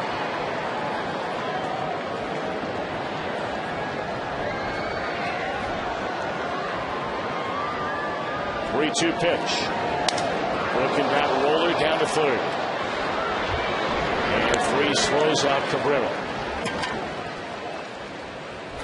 Well, as you know, the Reds went wire to wire to win the 1990 World Championship, and the Reds Hall of Fame and Museum is celebrating that unforgettable year. You can experience the brand new exhibit that brings a remarkable story of that 90s team to life, presented by Ford. For more information and tickets, visit Reds.com/Hall of Fame. One away in the bottom of the 7th inning. Brandon Phillips a hitless night, 0 for 3.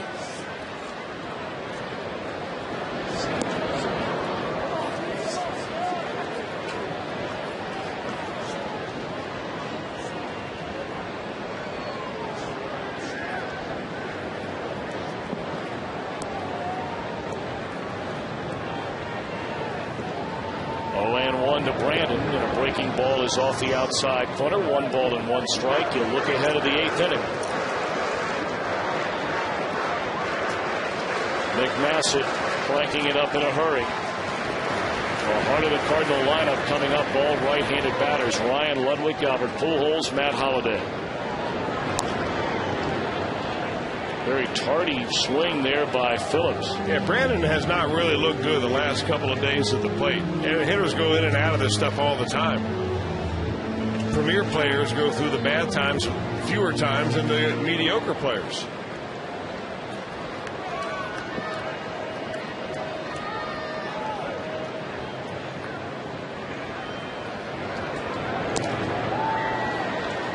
Another very late swing, and was lucky that time to get a piece of it at all.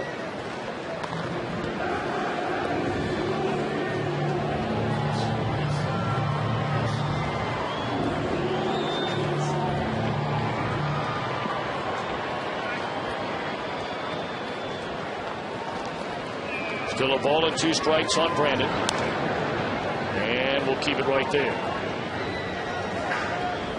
Finale of this series comes your way tomorrow, and of course we'll have it for you right here on Fox Sports Ohio. A couple of veterans locking up tomorrow.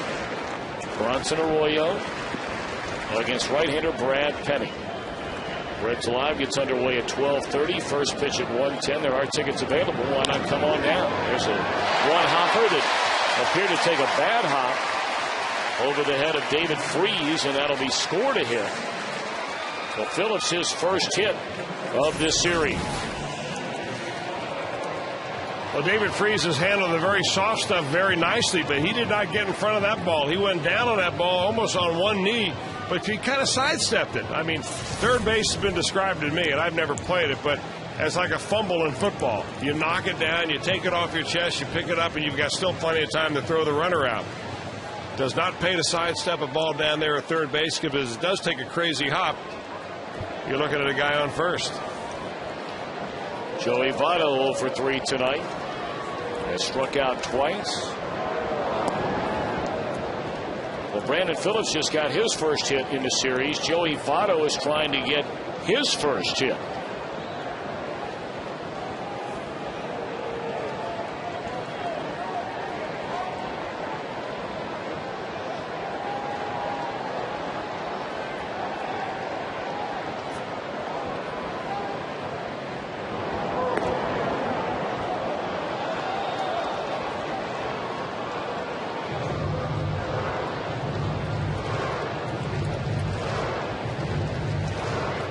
One ball and 1 strike on Votto. Adam Wainwright, the front 6, allows 7 hits, 4 runs, all earned. Twice was given a lead by his team tonight, and out of time could hold it. And then finally, the Reds broke through with a 2-out, 2-run triple by Drew Stubbs in the bottom of the 6th inning.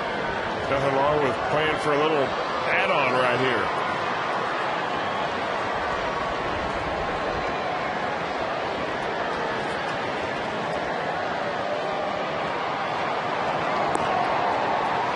Two balls and a strike to Joey Votto.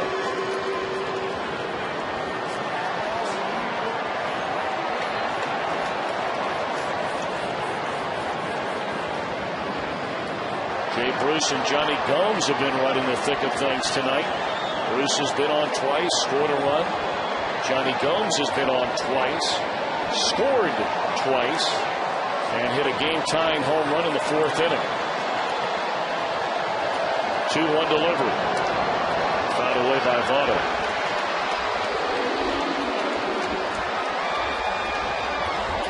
Still a ways to go in this game, and we're coming off a 1-run loss last night.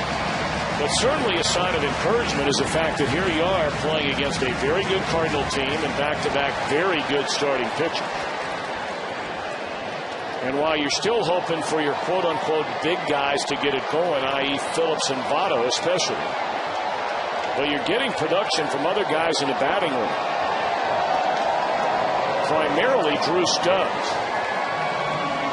Ramon Hernadnez a couple of hits tonight, an RBI. Jay Bruce, Jonny Gomes, a huge factor in last night's game and again tonight. First real wave of the year here at Great American Ballpark.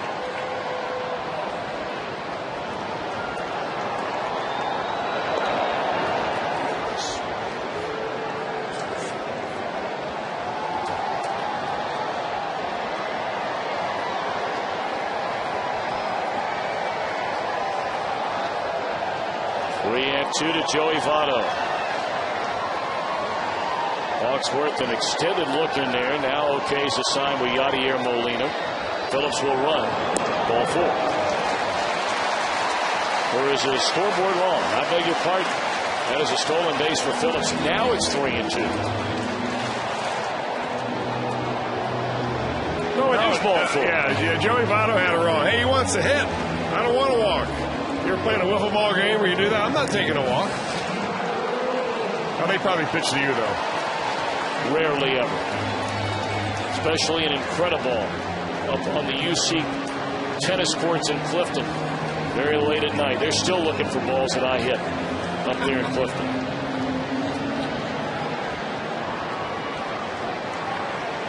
Saw one rolling down somewhere along the Ohio River a couple of years ago. Runners at first and second. So no stolen base for Phillips. That is a walk to Votto, and it's ball one to Scott Rowland. Well, a nicely timed hit right here could really play for some big-time insurance runs. You know, no one would appreciate it more than the guy warming up in the Reds bullpen, Nick Massett. Make it just a little bit easier to nail down a hold. A one-out hit by Brandon, a walk to Votto, and now Rowland, who doubled his last time up and scored. And a good hitter's count for Scotty here at 2-0.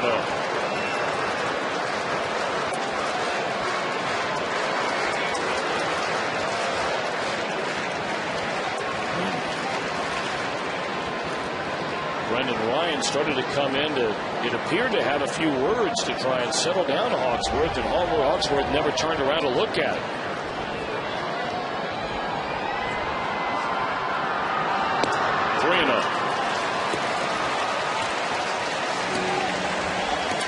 Now Brendan Ryan will come all the way in and have that conversation. You know, sometimes that can kind of infuriate a pitcher. You know he means well, but what is a shortstop going to tell that guy about pitching other than throw the ball over the plate? What do you think I'm trying to do?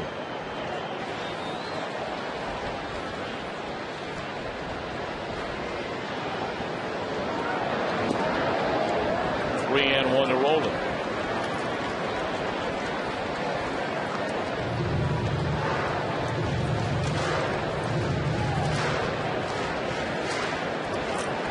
Well, now Scotty looking for something to jump on here and add to this 2-run lead in the bottom of the 7th inning.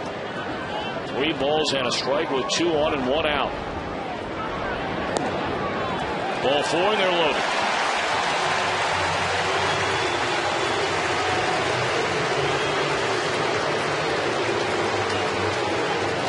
Dennis Reyes has been up during the entire inning, and Tony La Russa wants him to face Jay Bruce. This will be our skyline out of the bullpen. The Reds have them loaded for Jay Bruce, leading the Cardinals. You would know, and I would know about Dennis Reyes. He's a left-handed pitcher, and you talk about a specialist. How about 18 appearances now? He has not even pitched 10 innings yet. Tony La Russa hopes to get that third of an inning or 2/3 of an inning out of him, but his main guy right now is to get Jay Bruce with the bases loaded. Only 1 out in the inning. Fastball to knees, strike 1 to Jay. Bruce has singled to lead off the second, scored the first Reds run, walked in the 4th, was thrown out stealing, and then struck out in the 6th.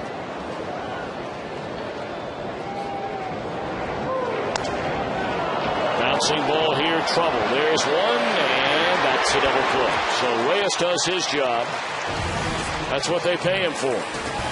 We march on to the 8th. Still close. 4-2 Reds. Door Dog can be part of the first of 2 Reds Bark in the Park events this year. Visit Reds.com/dogday. Reds lead 4-2 at the end of 7. Taking over on the mound, right-hander Nick Massett.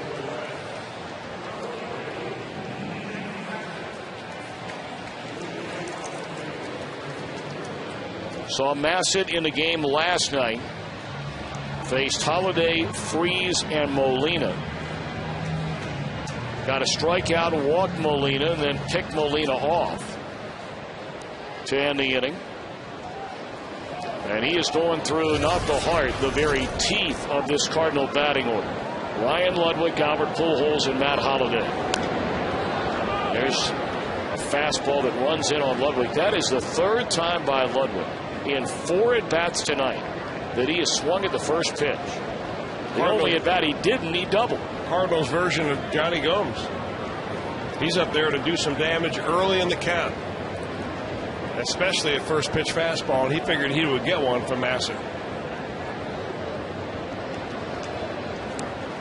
Mike Leake, the front six, allowed 4 hits, 2 runs, struck out 5, walked 3, 1 intentionally. Arthur Rhodes a perfect inning. And now it's Massett trying to get the ball to Francisco Cordero.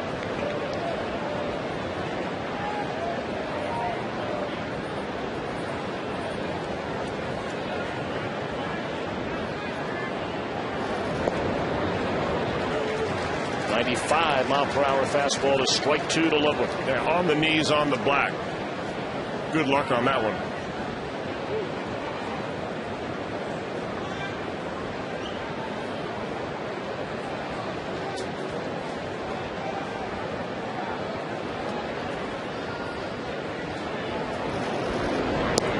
See you later. And it looked like he threw him every pitch that he has out there. Fastball, slider, and then a splitter right there. That ball kind of comes in there like a screwball, the way it reacts. Ludwig didn't know what to think of it.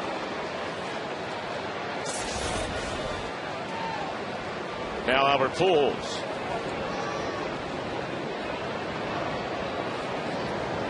Reds leading by 2, 1 out in the 8th inning, and there's strike 1. Yeah, you just go right after this guy right here. He hits a home run, you still have a lead.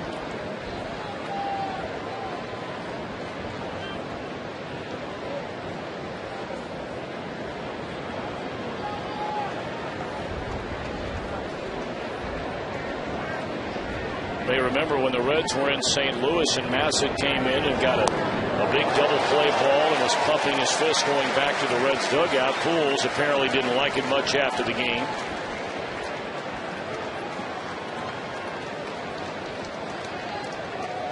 Wasn't a major ordeal, but certainly Pujols made the comment after the game. 1 ball and 2 strikes. Massett against Pujols.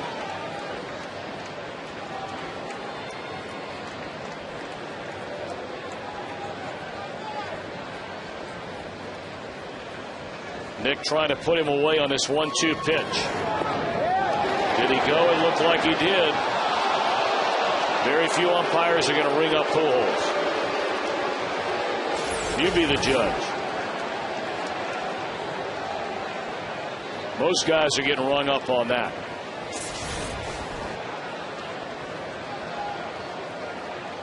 Joe West hearing it from the Reds dugout.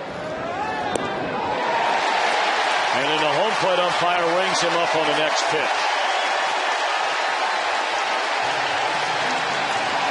Crowd going to give it to Pujols a little bit. Boy, it's nice to see this kind of crowd in this ballpark. Been a long time coming.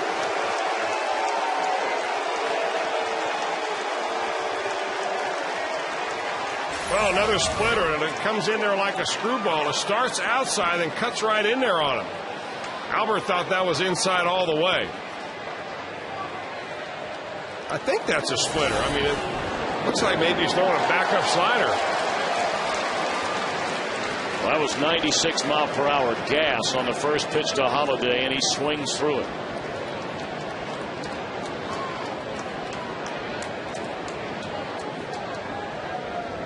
Oh, 1 to Holiday, who's 0 for 2, has drawn a walk. Ground ball to third. How about Nick Massett?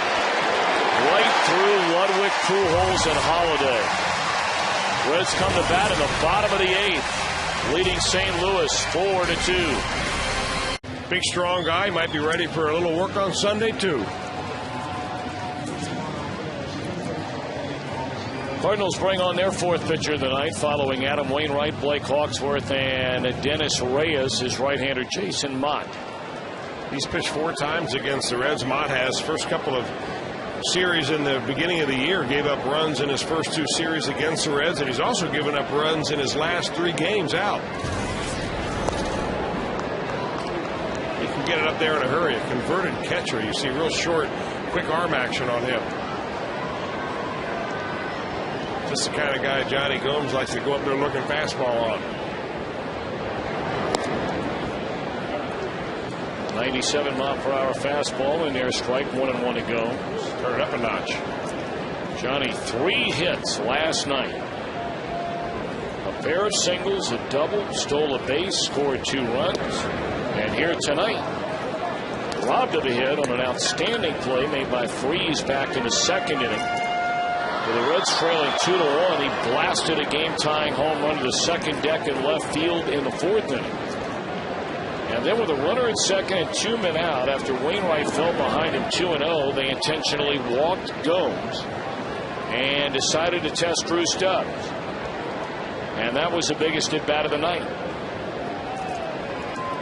A tie-breaking 2-run triple into right center field by Stubbs, thus the current 4-2 lead.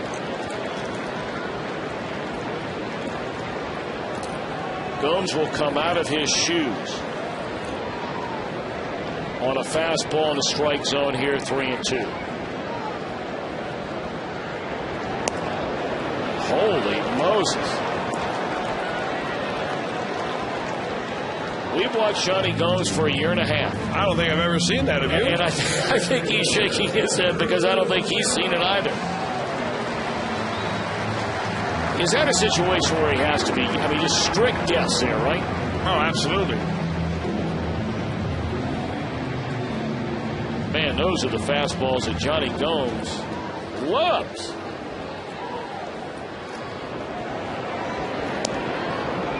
Strike 1 to Drew Stubbs.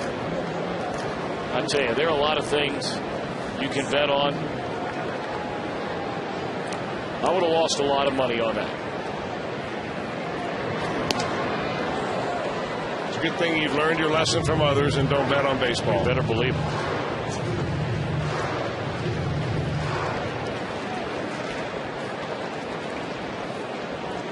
Ahmad is rushing it up there. He's going 97, 100, 99. That one at 98.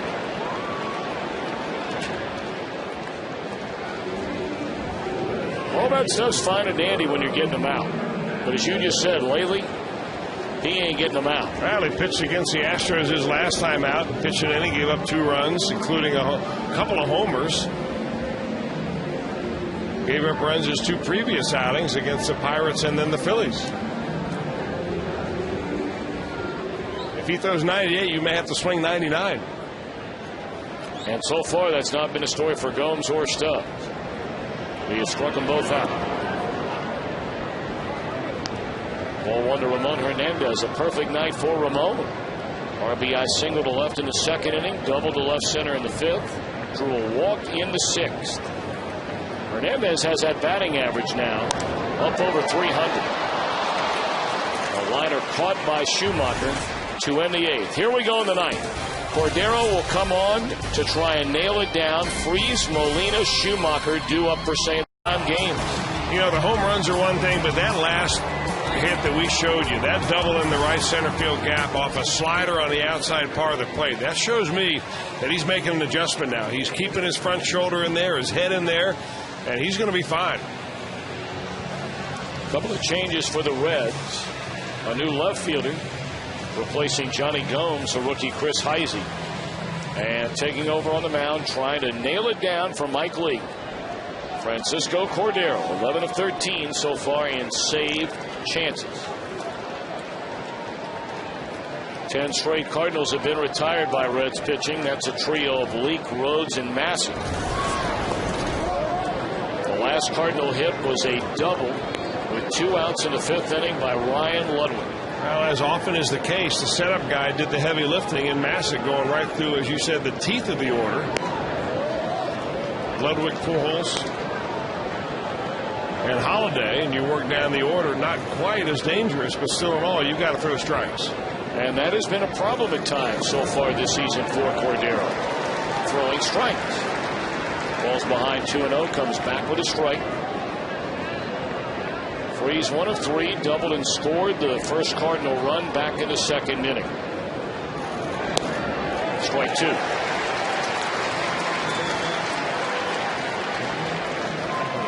Mike Leake, the front 6, allowed 4 hits, 2 runs. Rhodes, a perfect inning with a strikeout. Massey, a perfect inning with a pair of strikeouts. And there's a base hit by Freese to open the Cardinal ninth. So the tying run will come to the plate.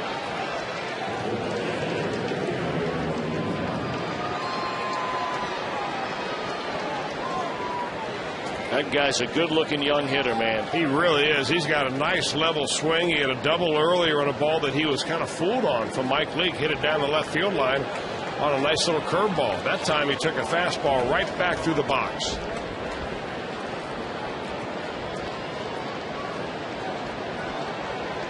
Good double play possibility here.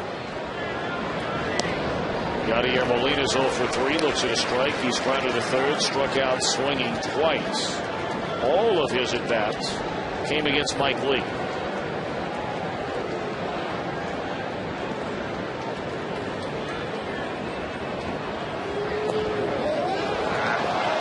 And now the double play is taken away. Not a good play by Ramon Hernadnez there. He just tried to backhand that ball. To keep that double play in order, you have to keep him at first base. Got to slide your body over there a little bit.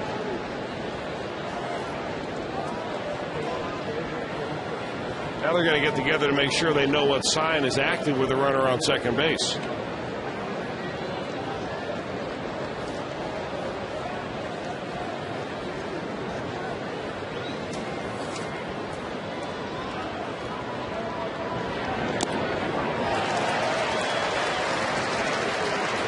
Looks like he's trying to hit it to right. We have Schumacher due up next in the 7 hole. And again, if you weren't with us earlier, the Cardinals batting the pitcher spot in the 9th inning, or in the 8th spot in the batting order, which will come up here in the 9th. And a roller foul. They have John Jay, a left-handed hitter, and right-handed batters Jason LaRue, Joe Mather, and Tyler Green on their bench. Cardinals figure to have Felipe Lopez back off the disabled list tomorrow. It would not be a surprise to see him at shortstop in a lineup for tomorrow's game. 1-2 to Molina.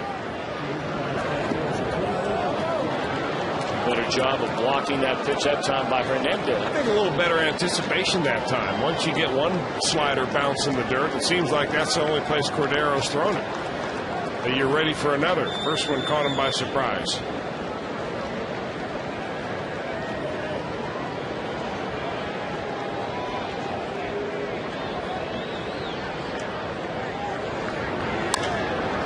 Bouncing ball, handled by Cabrera. On the third goes Freeze, but there's one out in the Cardinal 9th.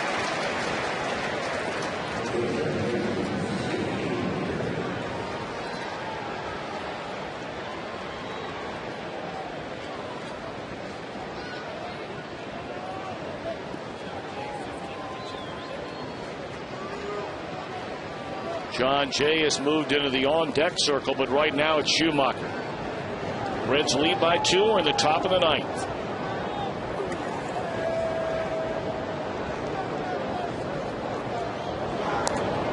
Strike 1. Schumacher has sac fly RBI to knock in the first run of the night for either team. That was in the 2nd inning. He has since grounded out to second and struck out.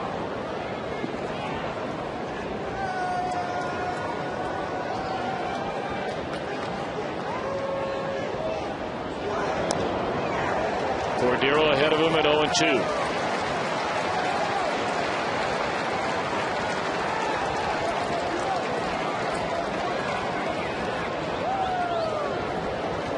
$41,326 here tonight.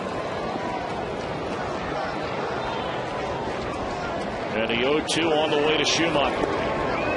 Well inside.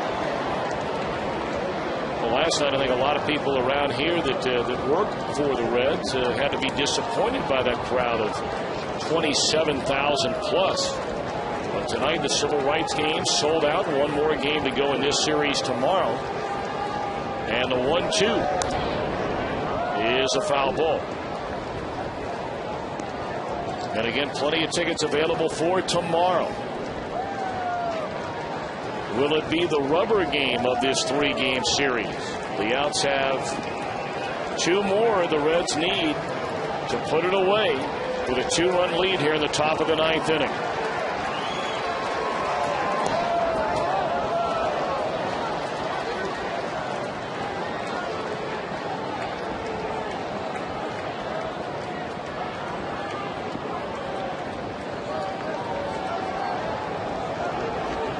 2-2 on Schumacher. Base hit into center field. And the tying run is aboard. The go-ahead run comes to the plate.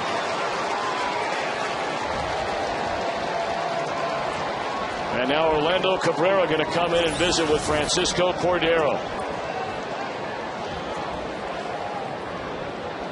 Well, both of the Cardinals' hits in this inning both scalded right back through the middle. A little chuck and duck that time for Cordero. Well, it goes without saying. I don't care if it's April, May, July, or September. This is the kind of game the Reds have to nail down here tonight. No doubt. I mean, you cannot let this game get away from you with a 2-run lead in the 9th inning. And now all of a sudden it's a 1-run game. Dusty knows that as well as anybody. Strike one to John Jay. Jay batting for Mott, who had a perfect inning with a pair of strikeouts. Very good numbers for Jay off the Cardinal bench. Strike two.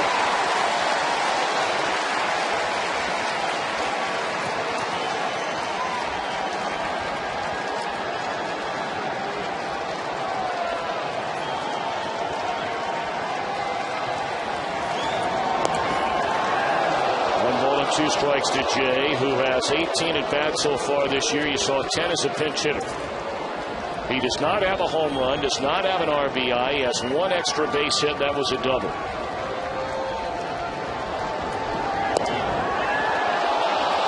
Two and two.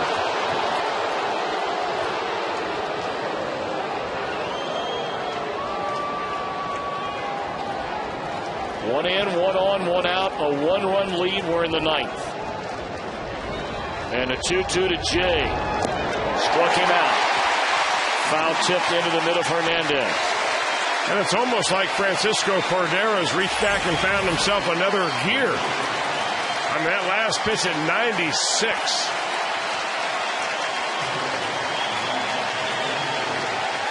You know, they say about the one thing about closers is that when they get the adrenaline pumping in a tight closing situation, that's when they reach back and find their best stuff. Oftentimes these closers get beat around a little bit in non-save situations when they go out for a tune-up. He's got the adrenaline pumping right now. Well, the Cardinals have announced a pinch hitter for Brendan Ryan. It'll be Joe Mather. Middle infield of Cabrera and Phillips, along with the catcher Hernandez, out to talk with Cordero. And now Brian Price, the pitching coach, coming out to make sure that everybody's well aware of the scouting report on Joe Mather. Mather only 36 at-bats the entire year. Without a home run, has 2 runs batted in.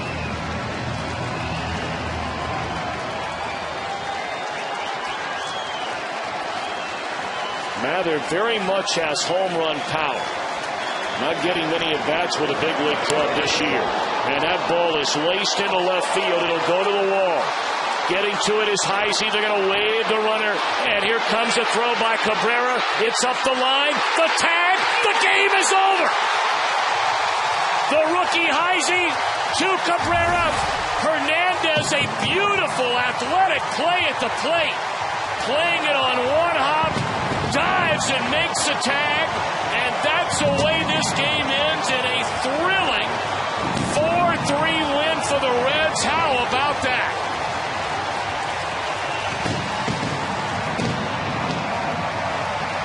That's a defensive version of a walk-off right there. Reds slapping some leather on him. They've won it in their last at-bat more than anybody else in the league. Here they throw the leather on him. A great relay. Oh, how about this by Cabrera? A pick by Ramon Hernadnez and the tag in time. Wow, what a way to end the great day at the ballpark. Well, what a great play by Hernandez here as well. Not very often you call a catcher athletic. That's an athletic play.